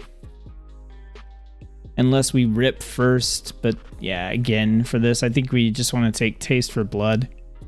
And then we still want to take... we'll take this. We'll take the Tear. Yeah. So we're gonna make that adjustment. So really nothing changed here, but I just think, yeah, at this point, we're gonna do classic Feral.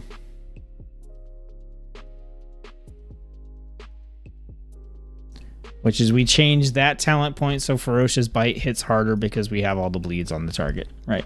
So now we can just Rake, Thrash, Shred, Shred, Rip, Shred, Shred, Shred, Ferocious Bite.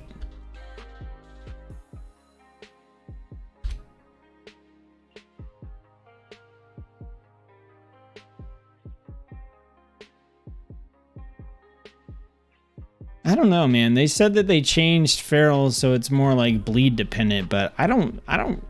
Am I crazy? I don't see it. Like, it feels the same. It feels the same.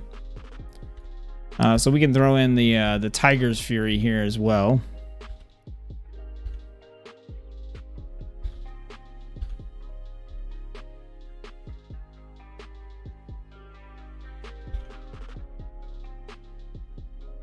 Yeah, I don't know. Feral feels like feral.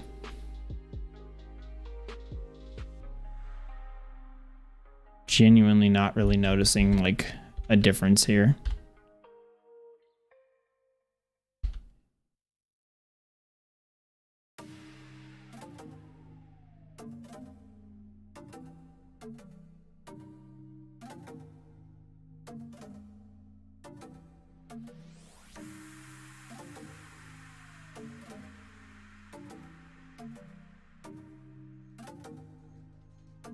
All right, let's try the AoE.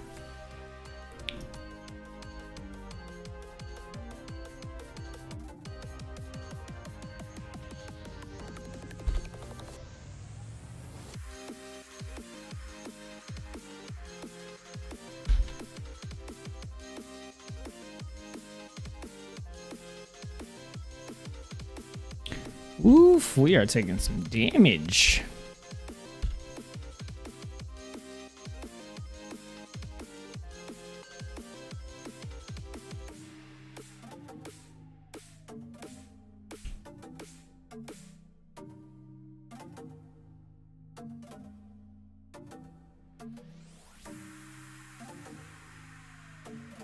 I didn't really feel like I was... There was a couple times I felt like I might have died there, but like we got those Omen of Clarity procs so often that it really didn't matter.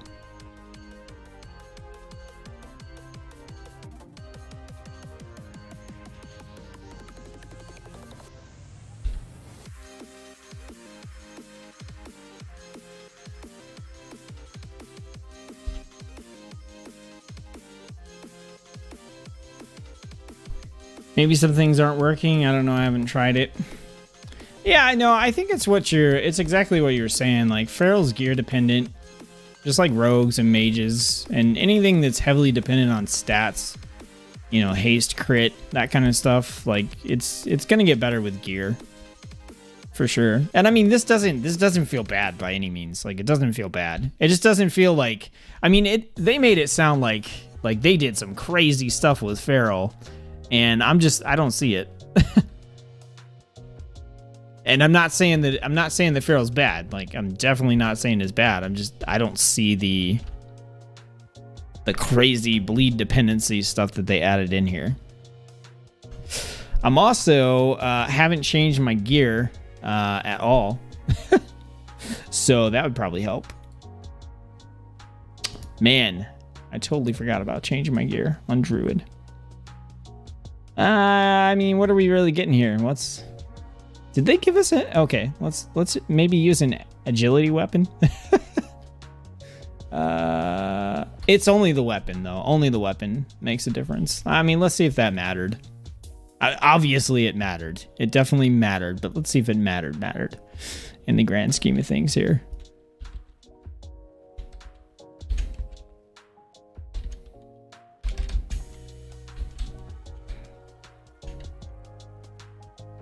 Yeah, I wasted a combo point there. Okay, so there's a rogue, of course. Why can't you just fight your own damn enemies?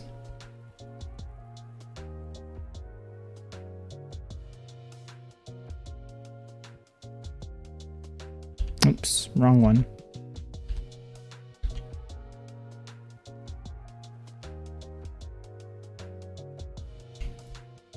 I don't know, Feral seems fine to me. All right, thanks for popping in. I appreciate it.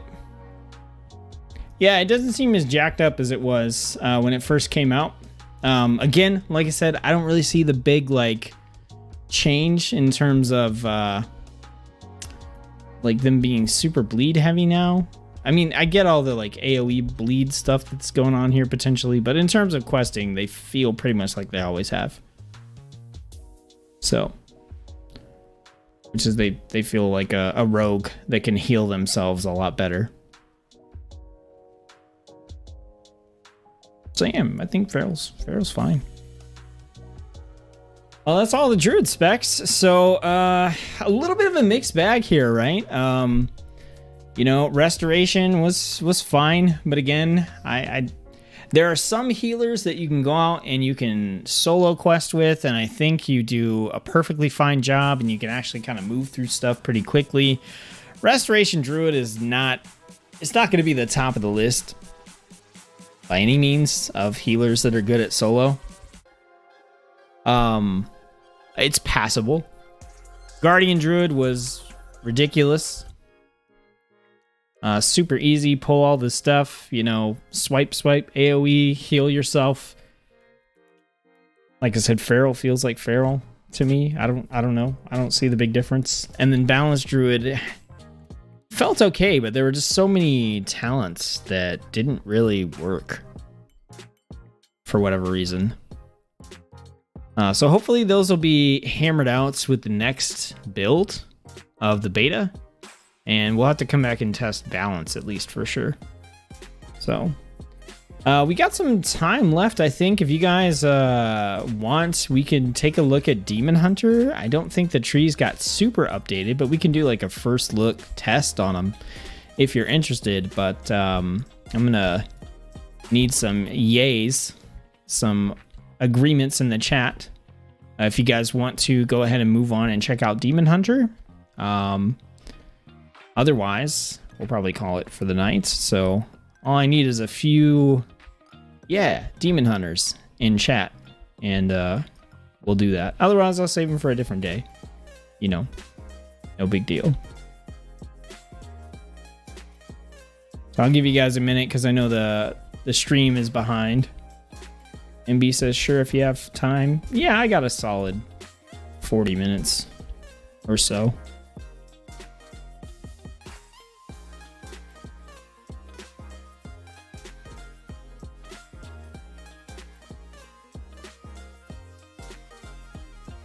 I gotta work tomorrow, but my first half of the day is super chill. I'm just pushing buttons on a slide for presentations for like 4 hours. So I can manage even if I'm a little sleepy. I'm also off Wednesday, so that's nice. All right, Demon Hunter. Sure, that is an ugly Demon Hunter.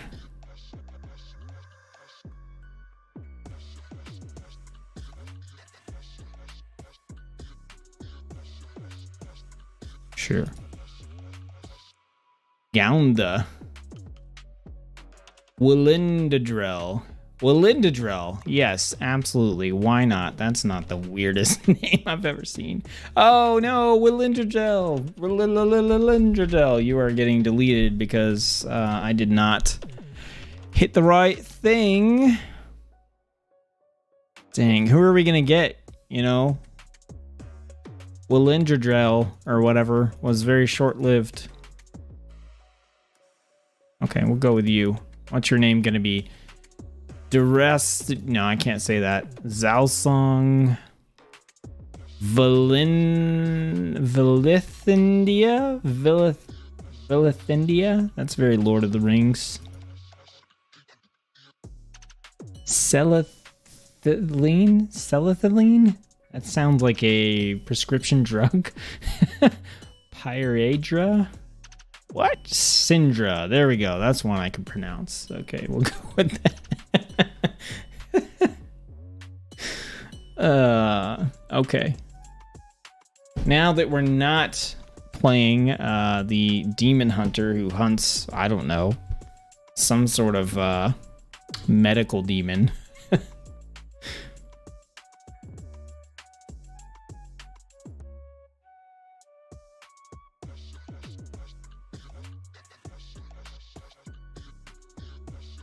On this one, I do not have the quest done, so we're going to have to do the quest real quick to get over to the Dragon Isles. I know, it's thrilling stuff.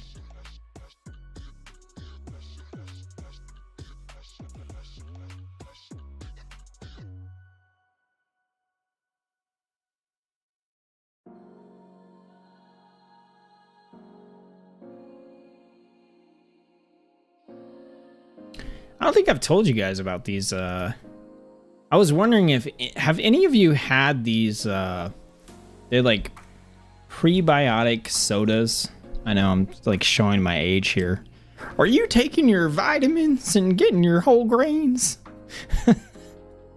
But for real, there's a couple brands of prebiotic sodas, and they're actually like they're pretty tasty and also healthy for you, and not full of whatever Mountain Dew is full of that is preserving my organs at the moment. I enjoy them quite a bit. I'm trying to think. There's Poppy is one of them, and then there's Olipop, and I actually like the Olipop ones. That's what I'm drinking. So this is I don't know. I can't see my camera. Here we go. This is a Olipop prebiotic tropical punch soda. It's pretty good. It's got fiber in it and stuff because you need that when you get old. Got to keep your gut biome or whatever healthy.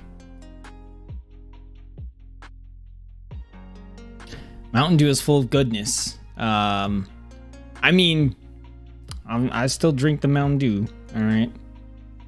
Not gonna sit here and pretend that I'm totally healthy, but I have replaced about half of my Mountain Dew with these healthier prebiotic sodas. And like I said, they're quite tasty.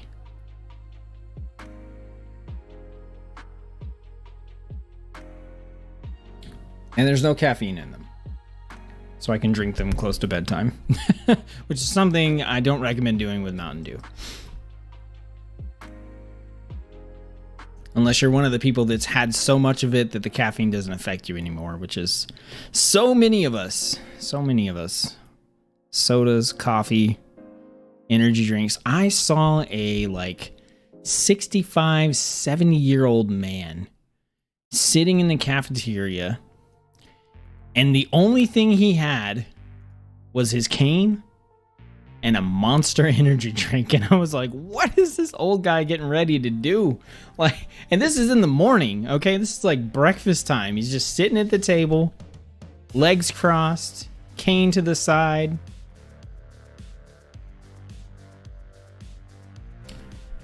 Monster energy drink. And I was like, you know what it is? His wife won't let him drink that, okay? So he's here drinking it in the cafeteria in secret. Either that or he's trying to go out with a bang. You know what I mean?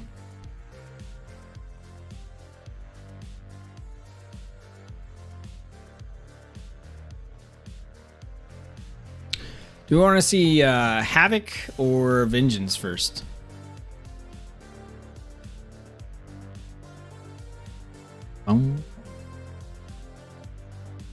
I like this track.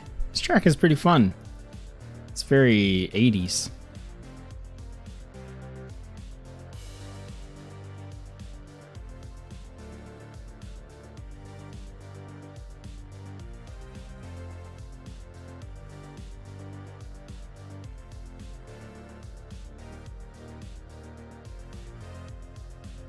Vengeance. Yeah. That's what I was expecting from you. And you. Both of you. I figured it'd be Vengeance.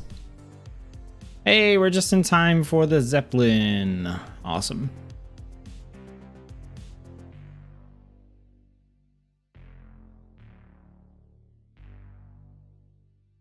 This person has one of my favorite lines in the entire game.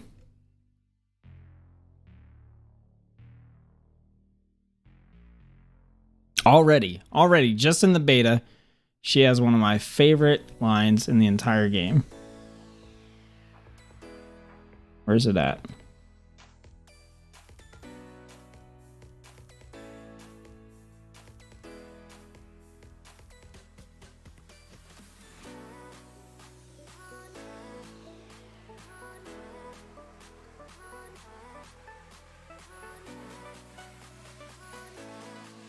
Ah, yeah, right here. A surprise attack. Guards, arrest this handsome wizard. She's got a thing for Khadgar. I love that line. Make sure you have your dialogue turned on when you play through. It's fun. Wouldn't want to disappoint. Yeah, we might as well switch over.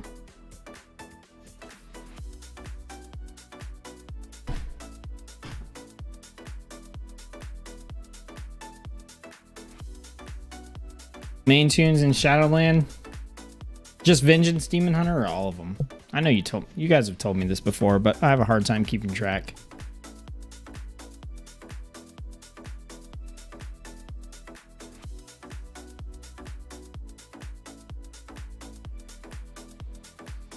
Oh, also, because this is relevant to a few people I know that are watching, I found out that I can see who donated to the Indiegogo campaign.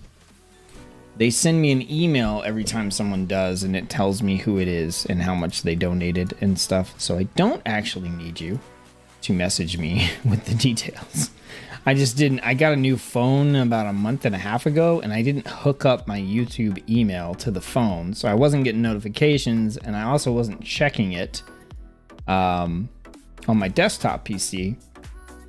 So I just didn't even know that I was getting those messages. It is weird to me that that's the only way that I can see who donated was through an email, but whatever.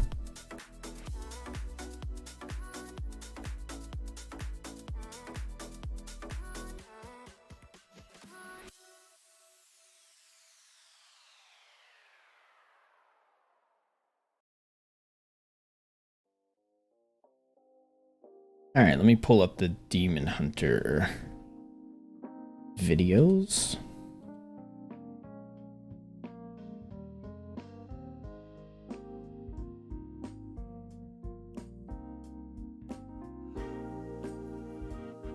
Did you guys see that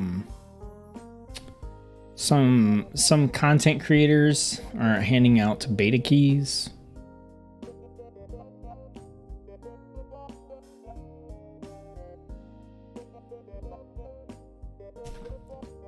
I applied for that.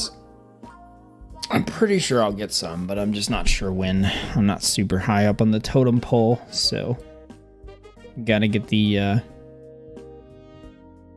popular people. Send me the dregs. I'll take them. I don't know. I don't know how many keys I'll have either. I never ask for many. Like, I got 9 people watching right now. I don't need 30 keys. Seems selfish.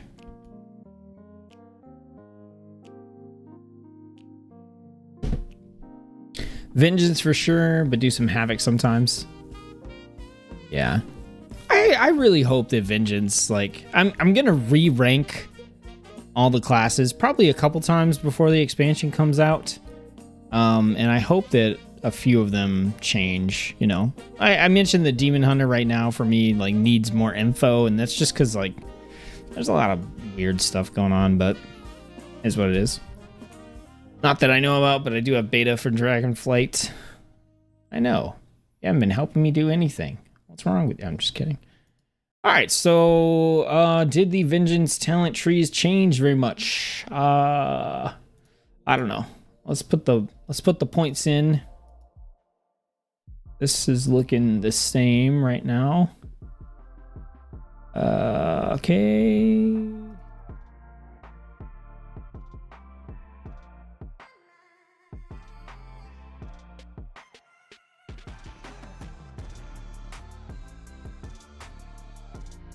Did they update the tooltip for... Okay, Fell Devastation causes you to enter demon form for 6 seconds. Okay, which is what I expected them to do. I expected them to change it.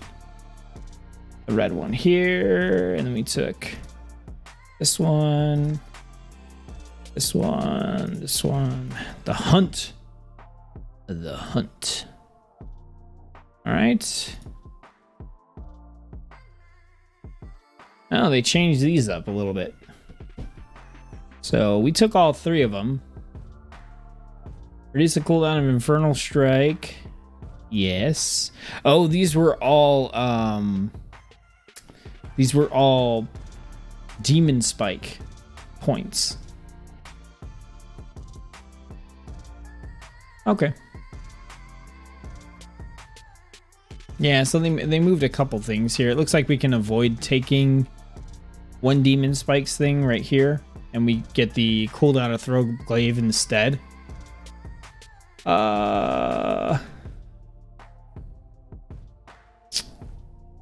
Yeah, there's a couple little something going on here.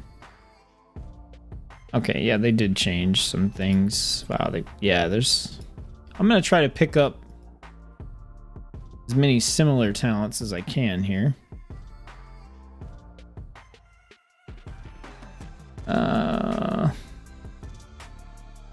We did not get Fallout. Ultimately, we got down to Soul Carver.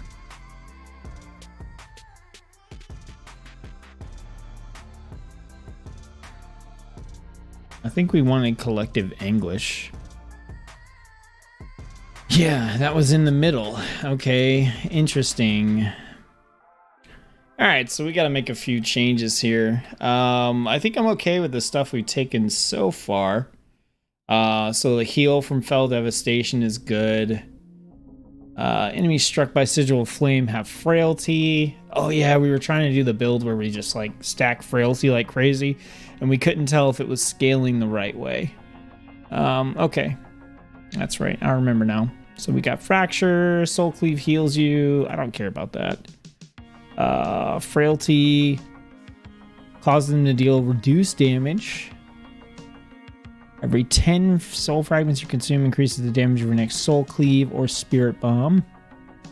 That goes into Soul Cleave, deals increased damage to your primary target. Frailty can overlap. Yes.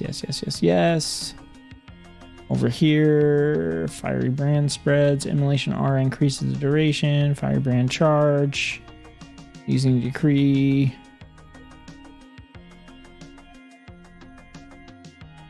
That's the demon.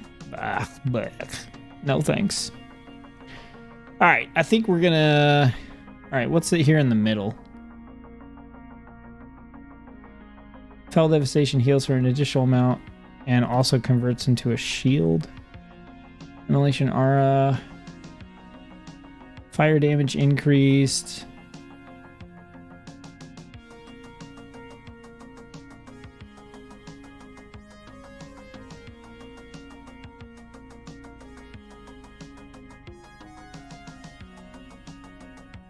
Oh yeah, we definitely wanted that. One more point.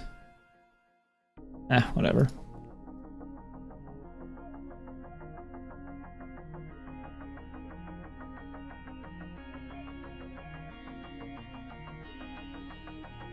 I think we're gonna go with this for now.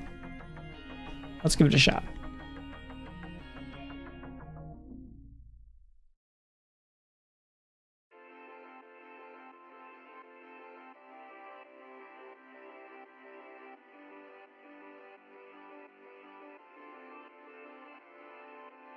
Okay.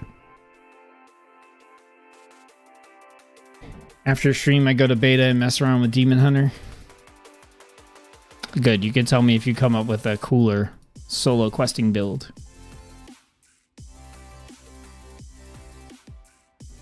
My videos this week, the next few videos that I put out are going to be looking at the talent trees for tanks and healers from the perspective of actually trying to make a tank or a healing build, not a solo build. So anybody who's been waiting for that kind of stuff,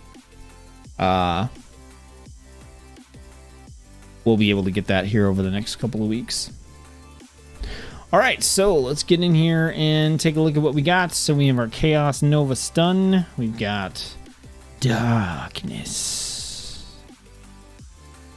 We got our Interrupt. We've got Glide, Immolation Aura, Sigil of Flame. We've got the Hunt, Throw Glaive.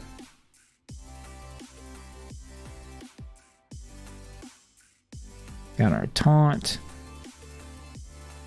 Oh, we have Vengeful Retreat. Fancy schmancy. Demon Spikes, who cares? Fell Devastation. Fiery Brand. Fracture. Infernal Strike. Soul Cleave. Spirit Bomb. Okay, so here's what we're going to do. Did we get the sigil stuff? Sigil flame generates additional fury per hit, and sigils are placed at your location. Do we have the... We don't have anything that is going to make... Aw, that makes me sad. We don't have the one that, like, casts the sigil flame where you land. That does make me sad. Okay.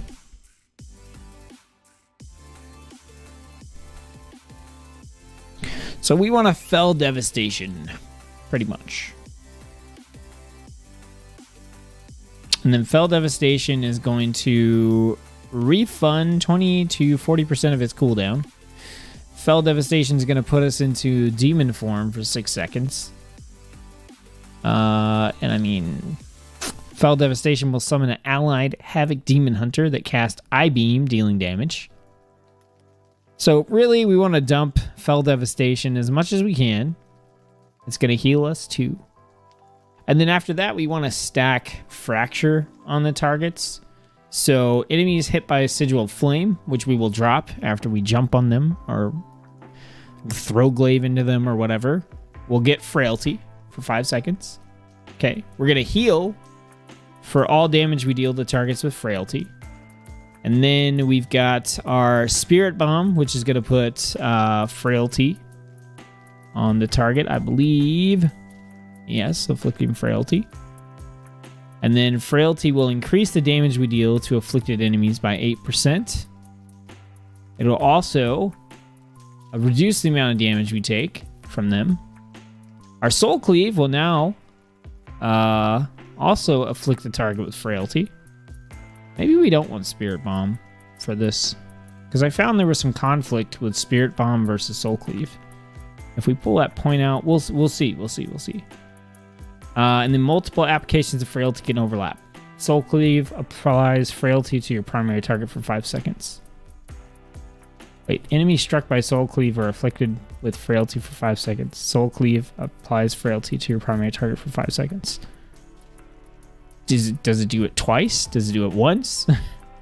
We'll see. But basically, we just want to stack up frailty to try to get the increased damage that we deal to enemies. That's pretty much it.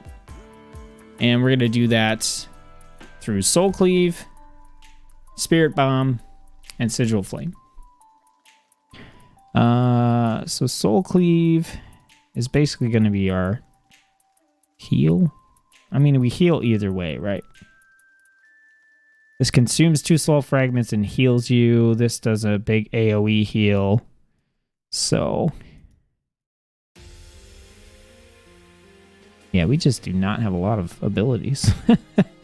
Okay.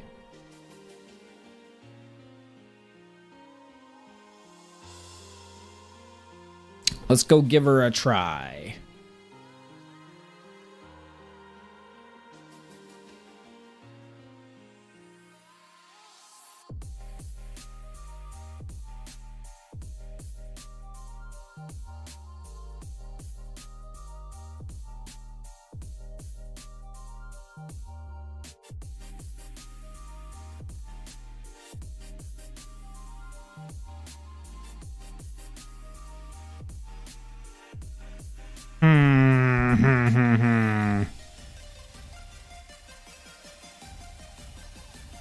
Yeah, I'm annoyed. I'm annoyed at this build.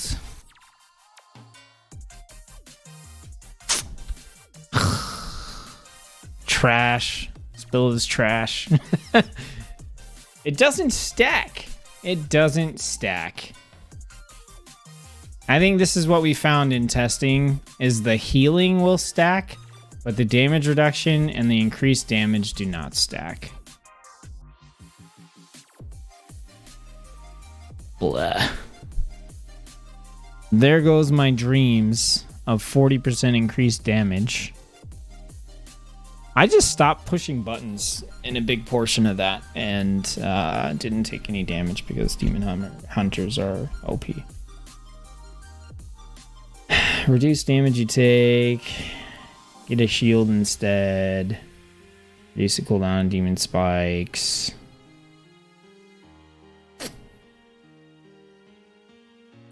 Detonates and deals damage.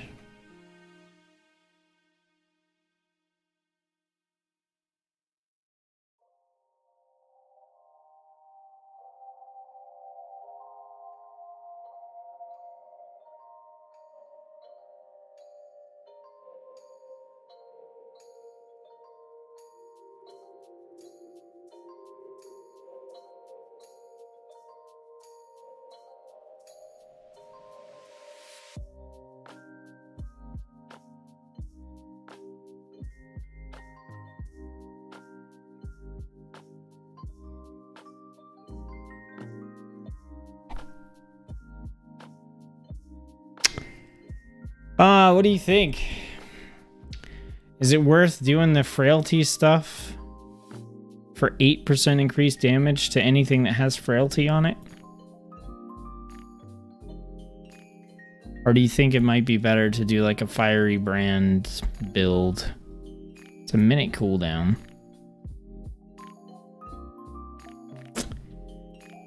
I think for solo, like all of this just feels bad.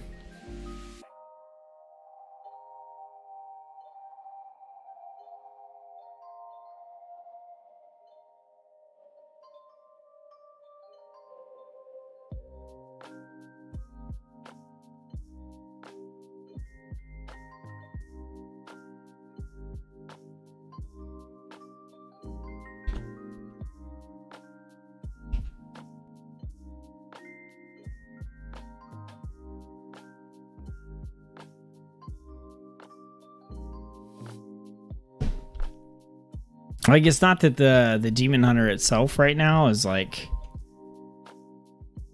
in a bad spot, or like I feel like this doesn't feel bad, but the talent tree doesn't. I am very underwhelmed by what we can do in terms of solo questing builds here right now. It's basically either take this like frailty side here for the bonuses, or take this fiery brand side here, which I don't think we saw. There's no way. Increase the duration, additional charge, so we could use it every 30 seconds. Let's try that build. Let's try that build instead. I'll save this one. Like, this one just seems fine. Like, it's whatever. You get passive 8% damage on everything. I think you can honestly just get rid of Spirit Bomb and put the point somewhere else. Like, I would drop it out and do whatever you want. Whatever you want with this point. I mean, you could leave it there, but it's just like Spirit Bomb is not necessary. Yeah, like, let's pull that out. Let's pull that out. I do like the Immolation Aura. Increased duration. That's nice. So then we'll go down here. Fiery Brand. Increases the fire damage you deal to a target by 40%. We can do... Let's see. Honestly, kind of do whatever. Immolation Aura's burst has a chance to shatter lesser soul fragments. Sure. We gotta spend 2 more points. I really don't care. It doesn't matter what these go into. Shield and increased radius of our sigils. Sure. Fiery Brand spreads to a nearby enemy. Immolation Aura damage increases the duration of your Fiery Brand by 0.5 seconds. Gain additional charge. And then... Oh, we still want Fell Devastation. Summons a Havoc Demon Hunter. So basically now what we'll do is we will throw Fiery Brand on the target, and then we'll cast Immolation Aura. That'll extend Fiery Brand. Fiery Brand will spread to new enemies. And then we should be able to do that basically, I think, like every pull. Because we have 2 charges. It's a minute cooldown, so every 30 seconds or so. I think this will be more fun.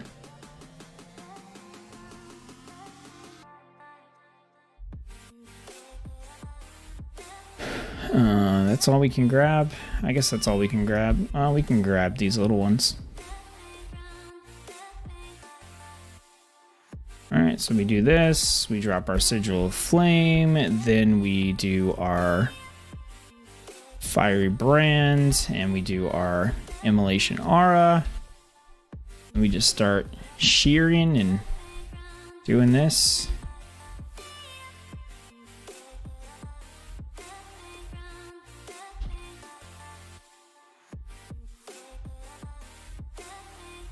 Look at that. Fiery Brand was still on that guy. One cast of Fiery Brand. Nice. We're going to go try to pull a bunch of stuff.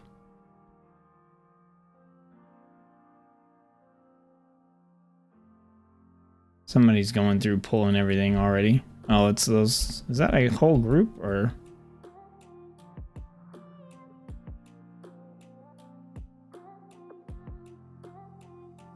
Yeah, let's grab all this stuff.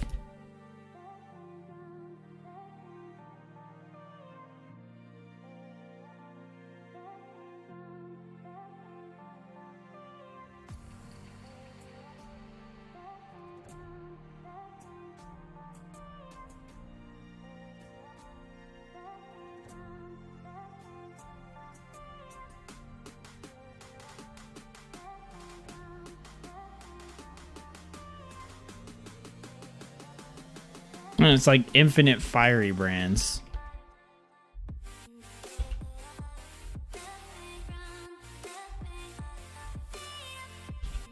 I like this better. It doesn't piss me off as much because the damage increase, you know, doesn't stack. So I'm okay with this.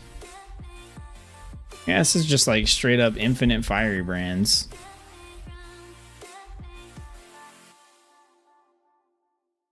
Seems good.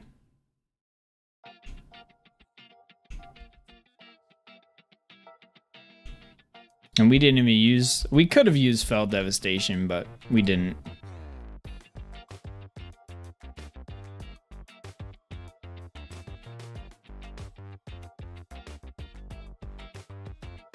Let's see if we can... Can we collect a bunch of dragons again? We got a mage over here.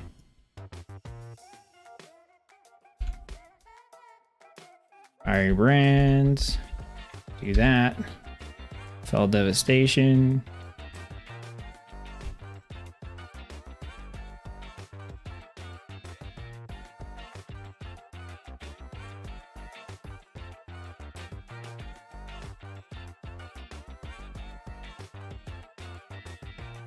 I like that. I like this better. Yeah, I like this build better.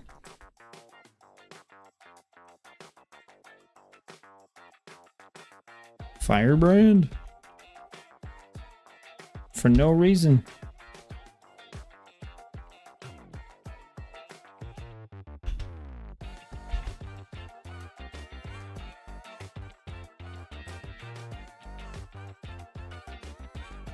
Seems nice. Seems nice. I think we can check out Havoc.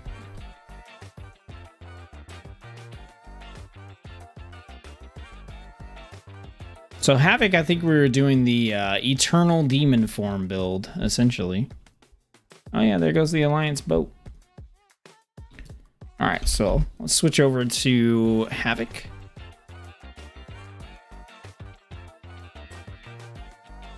See if they... I know they changed some stuff here too, but... We'll grab whatever we need. We'll take a look through.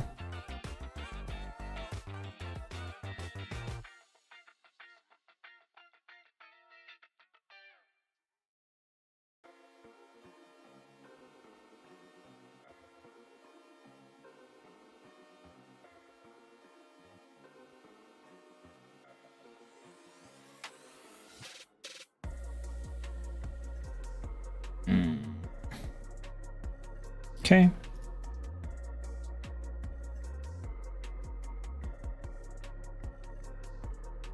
that's different.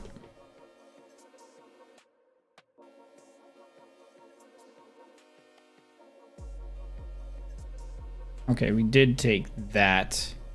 But I think we took it because we needed to take this. So we can actually get rid of that. Because we don't need any of this. Yeah, I would have rather had this anyway. So then we had this. We did not take Green Face. We did take Burning Wound.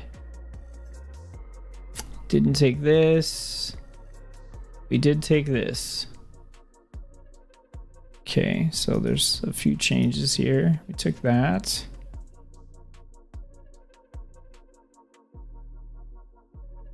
I-Beam Haste, that looks good. Okay, we didn't take this stuff, that's for sure. Fell Rush damage increased.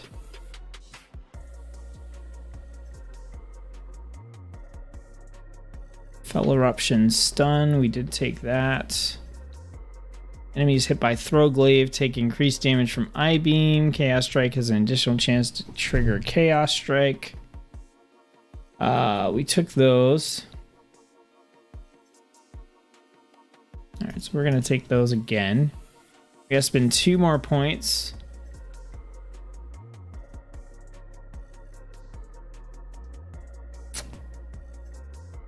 We didn't take that one, but that's okay.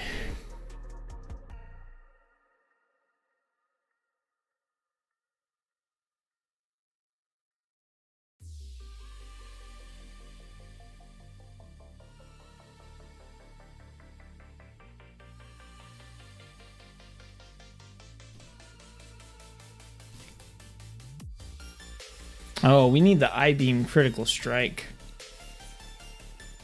Okay, yeah, we need to take that. Okay, and then we took the middle, basically. Yeah. So I don't think we missed anything too crazy here. They changed the order of some stuff. But yeah, we didn't take any of this stuff, so. Oh yeah, we didn't have the point for Fell Barrage. That makes me sad. Okay.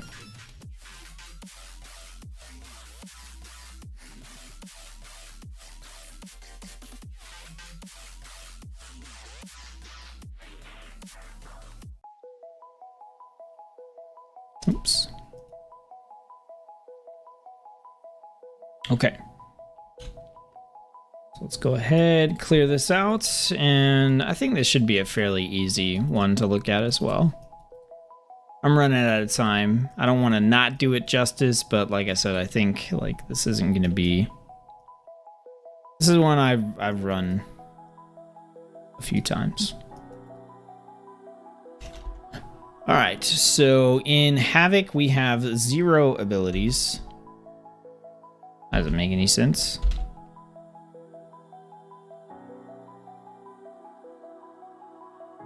That doesn't make any sense at all, but okay. We got Blur, we got Chaos Nova, got our Disrupt. We did grab Fellblade. That was like a filler ability that we needed, basically. Immolation Aura, Metamorphosis, Sigil Flame, Throw Glaive.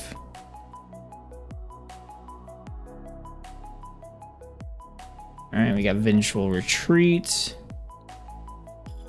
Yeah, it looks like the Havoc book is in here. Chaos Strike, I-Beam, Fell Eruption Stun, Fell Rush.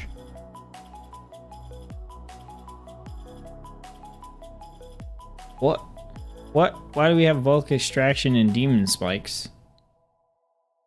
And Fell Devastation and Fiery Brand and Fracture and... What? This is... Okay, it won't let me grab them. That's weird. Yeah, that's definitely a bug.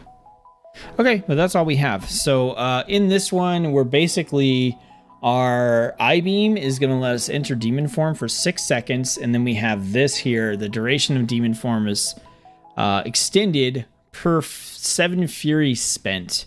So we're going to I-beam into our demon form, and then we're going to spend as much fury as we can. So we want to build that fury up first before we I-beam, but our I-beam is going to, I think we have it where it'll generate stuff for us. Guaranteed critical strike, haste increased. Actually, I don't see where that's going to do that for us. So maybe it doesn't.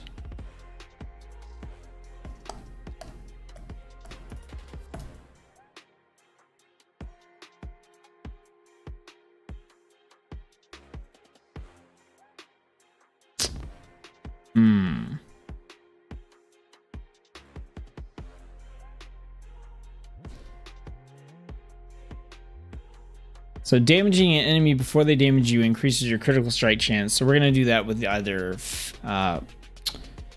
probably with Throw Glaive. And then if we Vengeful Retreat, it resets it. Okay, here we go. I-beam generates 40 fury every second, and its duration is increased by 50%. So it's going to do it for 2.6 seconds, which basically means it's going to give us a full bar to go into demon form and spend fury with. Leaving demon form will give us a charge of Fell Rush and increase the damage of our next Blade Dance. So when we leave demon form, we want to go ahead and Blade Dance. This also means that we can Fell Rush into the targets and get the charge back when we leave demon form. Then entering demon form causes our next Chaos Strike to unleash our inner demon, making it crash into the target and deal additional damage. And then Blade Dance, Chaos Strike, and Glaive Tempest, which we don't have. We have Blade Dance and Chaos Strike. We'll reduce the cooldown of I-beam by 1 second. It's a 40-second cooldown. So we want to try to Blade Dance, Chaos Strike as much as we can to get the cooldown down. And then outside of that, we've got some buffs to Blade Dance. Enemies hit by Throw Glaive take increased damage from I-beam. And then Chaos Strike has a chance to trigger a second Chaos Strike. So if we Throw Glaive, our I-beam will deal 20% increased damage plus our little 15% increased critical strike chance. Our I-beam is guaranteed to critically strike, so that doesn't matter all that much, but it's for 5 seconds. So it'll apply to whatever we don't hit with Throw Glaive. So basically, we should just wreck stuff with I-beam is really what this comes down to. Right? So then we're gonna drop these. We I-beam. That takes us into our demon form.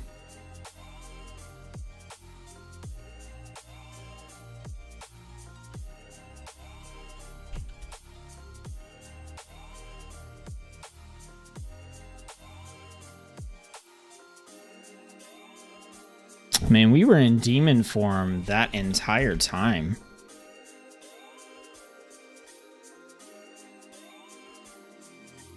Is that a bug, or are we literally just...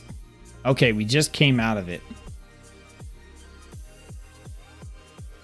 Wow, that was so much time in demon form. Holy cow.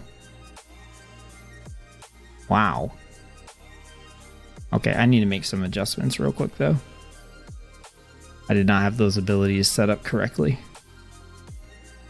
We really don't have anything that is going to heal us.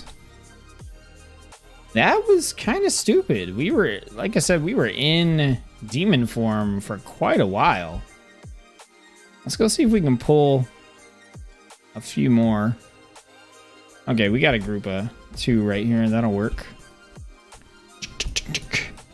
And we go straight into an I-beam.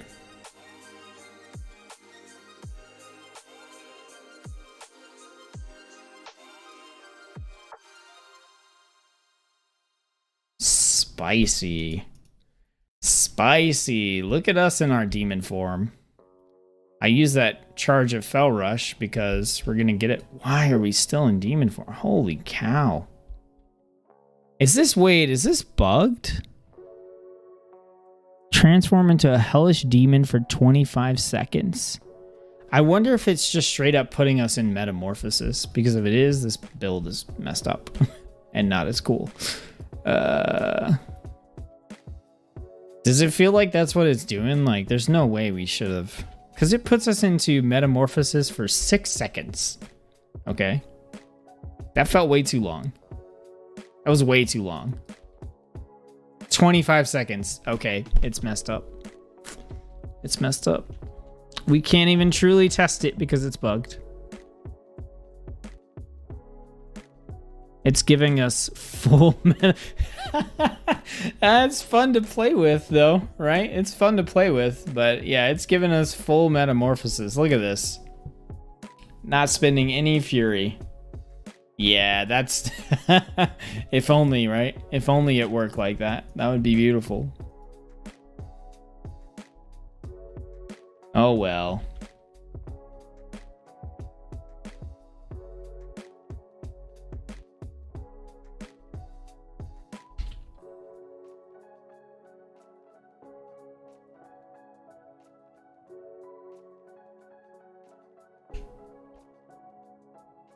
Well, I don't think there's any point to checking this build out any further right now. This is another one like Balanced Druid. We're going to have to come back and check it out because...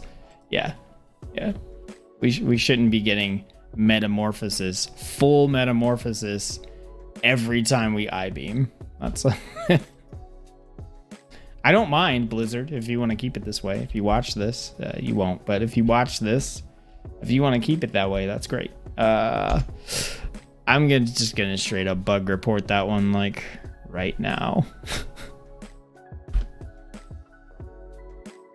This is currently giving full metamorphosis. I know I'm not the first person to report that. Like, that's just too broken. All right, you guys. I think that's going to do it for the stream here. I need to get off and get to bed so I can go to work. We'll have a new video out for you guys tomorrow. I think it's going to be the Protection Warrior actually looking at the talents for a tank build video is what should be coming out. So hopefully you guys will enjoy that. I didn't realize it was so dark in here, so spooky. And I've got the light. Oh, I didn't. I turned the wrong light on. That's why. My bad. Sorry for creeping on the stream here. But yeah, so we've got, it should be Warrior, and then I've also got Paladin, I think. Was it Paladin? I think Paladin's the other one I have recorded right now. And I think I'll probably try to do 2 more tanks or 1 more tank. I don't know. I've got some stuff going on this week, so we might not get a full 4 videos this week. And if that's the case, my bad, life happens. But we'll at least have those 2 coming out this week. I want to say thank you again to everybody who funded Season 1. That's super exciting. I'm actually a little frustrated right now because I'm ready to go now. I'm like, Season 1, let's do it. And all the videos I want to make, I can't actually make pretty much until pre-patch. Once pre-patch comes out, we're going to get the ball rolling. And videos are going to be coming out. I really want to get into weak auras and stuff too, but it doesn't work on the beta right now. So... I'll do my best. I've got several videos in the bag. Like I said, the tanking videos, the healing videos, just looking at the builds and theory crafting from there. You know, that's a good chunk of content that maybe it'll get us to the pre-patch or something pretty close to that. And I'm sure there'll be more stuff to look at as we get closer. So thanks you guys for tuning into the stream and for chatting with me. The game plan is another stream next Monday. So if you can make it out, be sure to come check it out. I'll try to have that one up ahead of time for you guys as well, so you know when it's coming.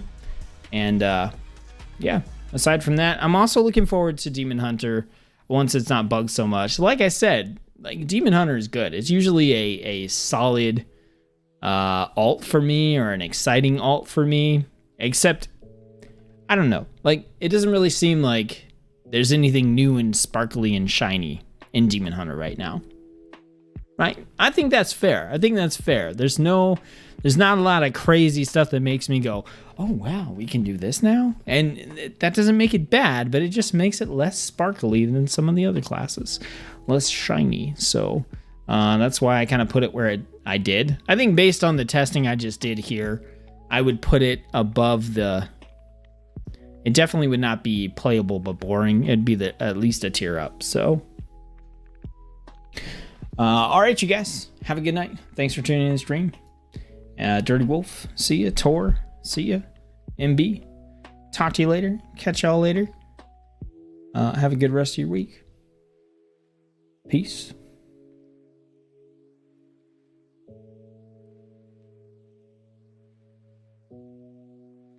I'll let this thing catch up.